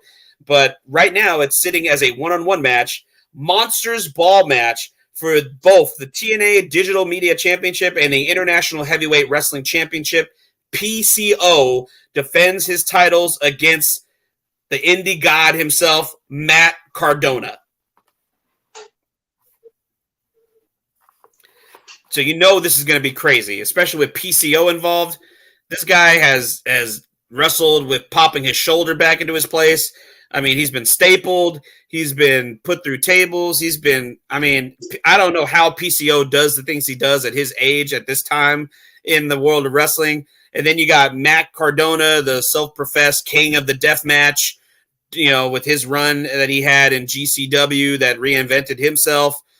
Zack Ryder is dead, and Matt Cardona continues to remind us of that. And this could be a big surprise, entertaining match here between these two guys. Man, this match could be super fun. Like you said, I don't know how the hell PCO manages to do it at his age, bro. He's like wild, right? And Matt Cardona is like crazy entertaining. And they in like TNA's like Monster Ball matches and the digital media matches where they pull out like laptops and computer screens and stuff. Right. Wild, man. I'm 100% here for it. It would be funny. Like, I hope I'm not speaking this into the universe and Matt hears this idea. But you know how like these type of matches, somehow somebody always brings out like a bag of like thumbtacks or something. What would be really funny to see, and if not thumbtacks, with Matt Cardona being such a well-known collector of action figures, what if he pulls out a bag of action figures and does a spot slamming PCO into action figures? I think that'd be really funny to see. The little micro men's. Yeah. That would be so funny to see. Like, those micro brawlers from Pro Wrestling Tees. Yeah. You know what I mean? That would be really funny. Oh, man. I hope I didn't just give Matt Cardona an idea. Oh, man. This match, I'm also looking forward to, but I pray and hope that two of the guys involved in this match don't do too many overly crazy things, especially at their age, with their recent history. Full Metal Mayhem 3-way match for the TNA World Tag Team titles. The System, Brian Myers and Eddie Edwards defend the tag team titles against ABC, Ace Austin and Chris Bay, and the people I was just speaking about, the Hardys, Matt and Jeff Hardy. I'm interested in this match because of what it is, but damn, I don't want to see Matt and Jeff doing too much crazy shit at their age, especially Jeff, man. Like, it's just, they're not, oh, man. I'm kind of conflicted, bro. I just don't want to see these guys just get, I don't want to see them get stretchered out, man. I mean, they're not young cats anymore, man. I think Matt is pretty good at being a voice of reason, because he's like, like every time I hear like stories from their run in WWE, even AEW, he's usually the one that plans these matches out. He's like the scientific one that plans the matches out, and Jeff's like the soldier. He's like, okay, cool. Where do you want me to be at? What do you want me to do? Where do you want me to be at? So hopefully Matt is the voice of reason, and he's able to rein Jeff in, get a good spot in here, and everybody make it out all right. Yeah, that's what I'm hoping too, man. That's what I'm hoping for. Hopefully Matt reins in his brother, and they don't leave the real crazy spots to the young guys. Leave it for like ABC and the System to do. You know what I mean? And even the System's they're not spring chickens either, but still, you know what I mean? They're young. You leave that for ABC, man. Like right. They do like the high flying stuff, man. Leave that to them. Let ABC handle that. But that'll definitely be another highlight of the show for sure, man. But man, the main event. Whew, do you think they'll pull the trigger, man, in the main event? The TNA World Championship. Nick Nemeth defends the TNA World title against the man that everybody believes in, Joe Hendry. Joe Hendry challenges Nick Nemeth for the TNA World Championship in the main event at Bound for Glory. Do they pull the trigger and give that TNA World title to Joe Hendry? Yes or no? I think they should. Will they? I hope so. Should they? Yeah. Like he had a nice build to it, and I think this can kind of lead to a Nick Nemeth heel turn, like post Bound for Glory. I'm here for it. I think they should. I hope they do. I think it goes without saying. Like I mean, Joe Hendry is one of the most popular wrestlers in the industry right now. His T-shirts are selling out. He's a viral sensation, especially in terms of WWE. He has one of the highest viewed social media videos of WWE, and he's not even a contracted wrestler for WWE. That in itself is a feat that no one can say. You know what I mean? Like, when's the last time that somebody not under WWE contract broke a record like that? No one. And his whole aura. I mean, he's talented. I mean, he's not just a one-note, a one-trick pony. You know what I mean? Like he has the talent to back it up. Joe Hendry has been plying his trade for quite some time, and it's finally paying off. You know what I mean? Like the great Macho Man Randy Savage once said, "Cream always rises to the top." Yeah. And finally, Joe Hendry has finally risen to the top of the industry, and especially in TNA. And I feel like it would be a huge, huge missed opportunity if they do not give him a run with the World Championship. So, yeah, I would 100% agree, man. Like, I remember when he was in Ring of Honor, before TK bought it, and it was like, I think it was like around the pandemic, I think.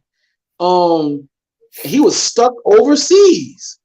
Like he was supposed to be coming over to the States and and get a run in Ring of Honor, and he was stuck overseas, man. He was still putting in matches. He was still putting in matches. He was still doing, viral stuff. He was still applying his craft. And then when he finally did get a chance to come over, he was super over. He was doing some of that stuff. He was doing some stuff with Danhausen. He was doing a lot of stuff that was like right, really good. And I'm gonna date myself here, bro. I remember Joe Hendry. Do you remember What Culture Wrestling when they had their own little company? Yeah. I remember Joe Hendry from that. You know what I mean? Like that was the first time I ever saw Joe Hendry. And then and I I've been trying to keep my eye on him, over the years. And I remember his short little stint with Ring of Honor. And then when I saw that he signed with TNA, I was like, oh shit, I remember that's that What Culture guy. And who could have thought, that this would happen? You know what I mean? And I remember seeing there's a clip. There's a video online. I maybe you've seen it. If you look up Joe Hendry, it's like a compilation of all his funny songs that he's made for opponents over the years, especially during his time in ICW, where Drew McIntyre was a champion of before coming back to WWE. He even has a song that he made about Drew to the tune of oh my God, I'm blue, I'm blue, and he's like, I'm Drew, and I'm just a wrestling guy or something like that. You know what I mean? Joe Hendry has been entertaining for a very long time, and it's just it's time that he gets recognized and gets the recognition that he deserves. Joe Hendry even put it out there. He invited Eminem, Marshall Mathers himself, Slim Shady to come to Bound for Glory since it's in Detroit. So, I don't know if Eminem accepted the invitation. Man, that'd be crazy, bro. That would be crazy to see. But I mean, stranger things have happened. But I highly doubt it. But who knows? But Bound for Glory sounds like it's going to be a solid show, man. And I would love to see. Hopefully, TNA gets another sellout.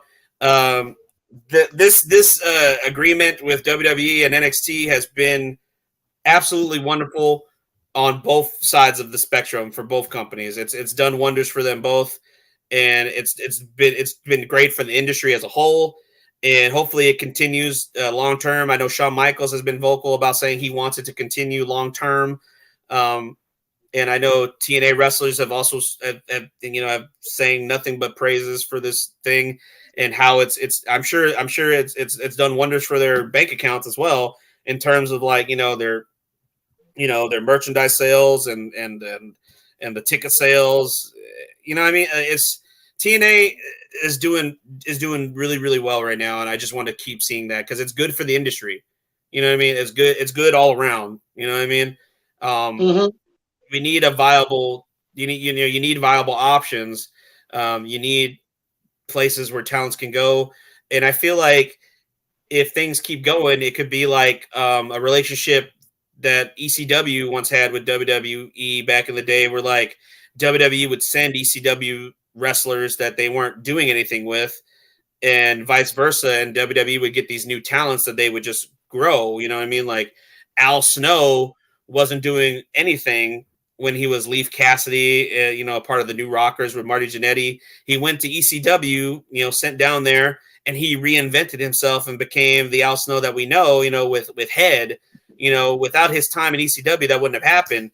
And I feel like TNA and WWE could eventually become this type of product, this type of relationship. I mean, hell, they've already signed, like I said, Xia Li has got a new lease on life being signed to TNA. And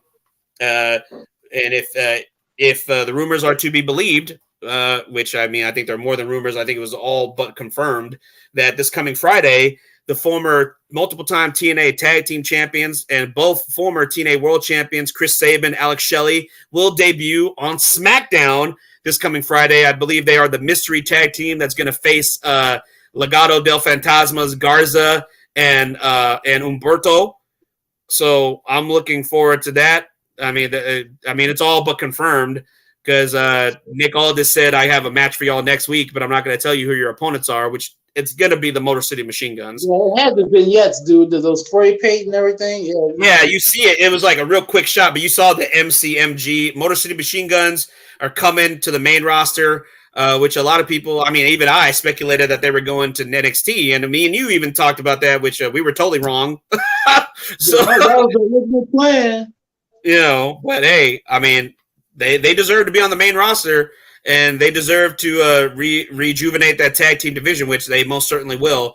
Man, those guys are gonna fucking cook, man. They're gonna have a great match. I think the fans are gonna explode when they see the Motor City Machine Guns this coming Friday. So there you go. I mean, that's already like kind of the same thing. It was like, you know what I mean? Like, I remember when the Dudley Boys came up from ECW and showed up on WWF television at the time, you know what I mean? And look at what happened with them. They're one of the greatest tag teams of all time, especially because of that run they had, And then they reinvented themselves again when they went to TNA. So, I mean, it's just good all around, like I said, for the industry. Like I'm enjoying what's been going on with their relationship, and I've been enjoying TNA really much. I would love for them to come do a show over here in my neck of the woods, and hopefully I get a chance to, actually attend it. So, I mean, here's hoping, and hey, hell, hopefully, man, they come to your neck of the woods too, bro, and maybe you can get yourself to a TNA show. Yeah, they've been to, I think they've been to Lafayette, but they've definitely been to New Orleans. They've had some tapings and everything in New Orleans. So at the I want to say, no, it wasn't the Lario Center. I think it was the Lakefront Arena. Yeah. Yes, that's true. Yeah, they did do that, and that was recent. I think, like within this year. Yeah. Yeah. So hopefully they'll come again, and you'll get to see them. But man, oh shit. Well, damn, bro, we've almost gone. We're almost at the 2.5 hour mark. It's been fun, man. This is what I love about having T5 on the show, because me and him could just fucking talk for hours. Like literally, we could talk for hours about this because we are truly passionate about professional wrestling. So, man, we should have started the show off with Wrestle Dream, dude, because we didn't even get to that. I know. Damn, we'll have to save it for the next week, because I do want to talk about. I don't want to ignore it. I do want to talk about it, especially with I feel, and he hasn't even come out and said anything, but everybody's assuming. Because of the conclusion of Wrestle Dream, that Bryan Danielson is officially, done wrestling full time. So we'll definitely have to really give our opinions on that, and that ending. That I don't know how I feel about that. I mean, but I guess it leaves it open, because he already said that he wants to still be available to come back here and there. So yeah, part time. Yeah, I guess he doesn't need a complete actual send off, because he's not. Not retired. Yeah, he just going to part time. Yeah. So I guess, I mean, in a way it makes sense, but I know a lot of people. There's a lot of disgruntled fans about the ending, the way it went down. So I mean, of course, it wouldn't be wrestling if it wasn't. Very true. Oh shit, guys. Fans, thank you for tuning in once again to the IE Wrestling Show. Please follow me on X and TikTok. And please, once again, do me a favor and go to my Face of Horror page, faceofhorror.org/2024/Martin-Sandoval, and help me move on from the quarterfinals to the semifinals. Voting, you can vote once a day for free all the way up until the 23rd of October. So from now until the 23rd, you can vote for me once a day for free. If you feel the need that you want to donate to the cause, to the foundation, the Starlight Foundation, that's sponsoring the event or sponsoring the contest. You can make as little of a donation as $10, and that'll get me 10 votes. If you feel the need or feel that you want to do that, I'm not asking y'all to do that, but if you feel like you want to, it goes to a good cause. You're not donating the money to me; you're donating the money to the foundation that's actually helping. Children with pediatric cancer and other ailments. So it's for a good cause ultimately, and it's a tax write-off too. So you can claim it on your taxes if need be. Anyway, and again, please follow my boy T5 on his social media platforms on X, both who is T Fizzle. Sorry, I was like, who is T Fizzle, and at Crescent City _IE. He is the host of the Crescent City Connection. That's on Saturdays at 12 p.m. Central Standard Time, 1 p.m. Eastern Standard Time. Do not miss it, guys. It's a great show. You will not be disappointed. Please follow all IE Sports Radio social media platforms on X, Instagram, Facebook, and TikTok at IE Sports Radio.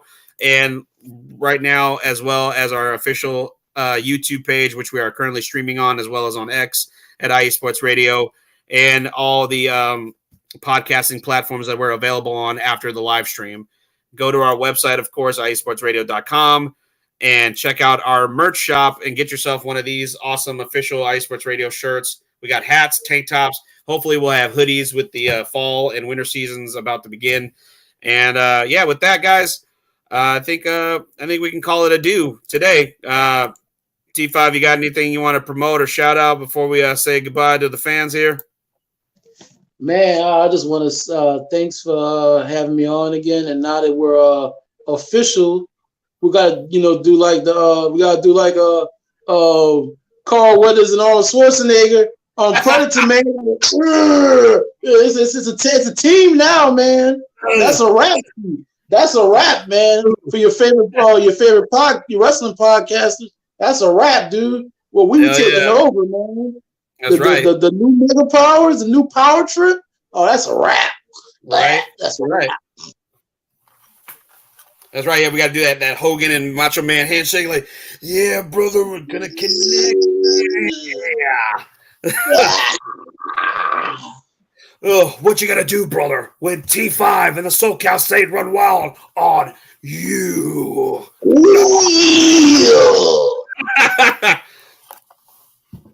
Oh man, thank you, T5. Thank you, man, for being here again.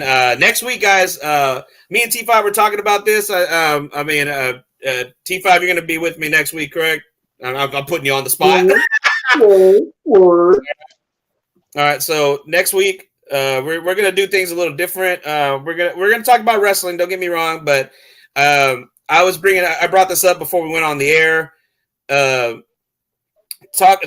been a lot of discussion. The word cinematic has been thrown around a lot this year for professional wrestling. It's cinema. It's cinema. It's cinematic. WWE, so to speak, especially during WrestleMania season, people compared the run to WrestleMania as Infinity War and Endgame from the Marvel Cinematic Universe, the last two Avengers films. And me and T5 are both, not only are we huge, passionate wrestling fans, we're passionate nerds. We love comic book films as well. And we're actually going to throw a little bit of pop culture into the podcast next week. We're going to go over our top 10 favorite comic book films. I want to say of all time, because there's so many more that are still down the line coming, but just our top 10 that we feel of our favorite comic book films. This isn't just in terms of just Marvel. it could be any comic book film. It could be a DC film. It could be an independent, comic book film that was made from, Dark Horse or whatever. You know what I mean? Because wrestling and comic books have a lot in common. A lot of people compare it. There's a lot of synergy there. Yeah, exactly. A lot of people compare it to superheroes in real life because that's how they're presented. You know what I mean? Hell, Hogan, his name was Hulk. You know what I mean? Hogan was booked at one time as the Incredible Hulk Hogan. You know what I mean? Before he became the Immortal Hulk Hogan. But that's what it is. Comic books and wrestling. It's bad guys versus good guys. Evil versus good. The good guys have to triumph over evil. And that's what I'm saying. Comic books and wrestling kind of go hand in hand. And the comparisons are pretty damn spot on. You know what I mean? So I know me and T5 are definitely going to be excited to talk about that next week. I'm speaking for you, but I'm sure you can say it for yourself, brother. That's gonna be a lot of fun, man. And if y'all have y'all favorite movies, put them in the comments section wherever you find us at. We'll read them out. We'll compare. Y'all may have some different ones than us. Hey, you may like some of those trash ones that Hey, you may be a fan of that OG Punisher with Dolph Lundgren. That was my movie, dude. Hey, Hey, some of y'all may disagree. Hey, leave it in the comments. We'll talk over. It's gonna be a discussion. It'll be fun. We'll have fun. Yeah, we're going to have a lot of fun next week, guys. So do not miss out. Same SoCal Saint time, same SoCal Saint channel right here on IE Sports Radio with the IE Wrestling Show. T5 and the SoCal Saint back at it again next week. We'll see you guys. Take care. Stay blessed. Stay safe. And God bless y'all. Take care.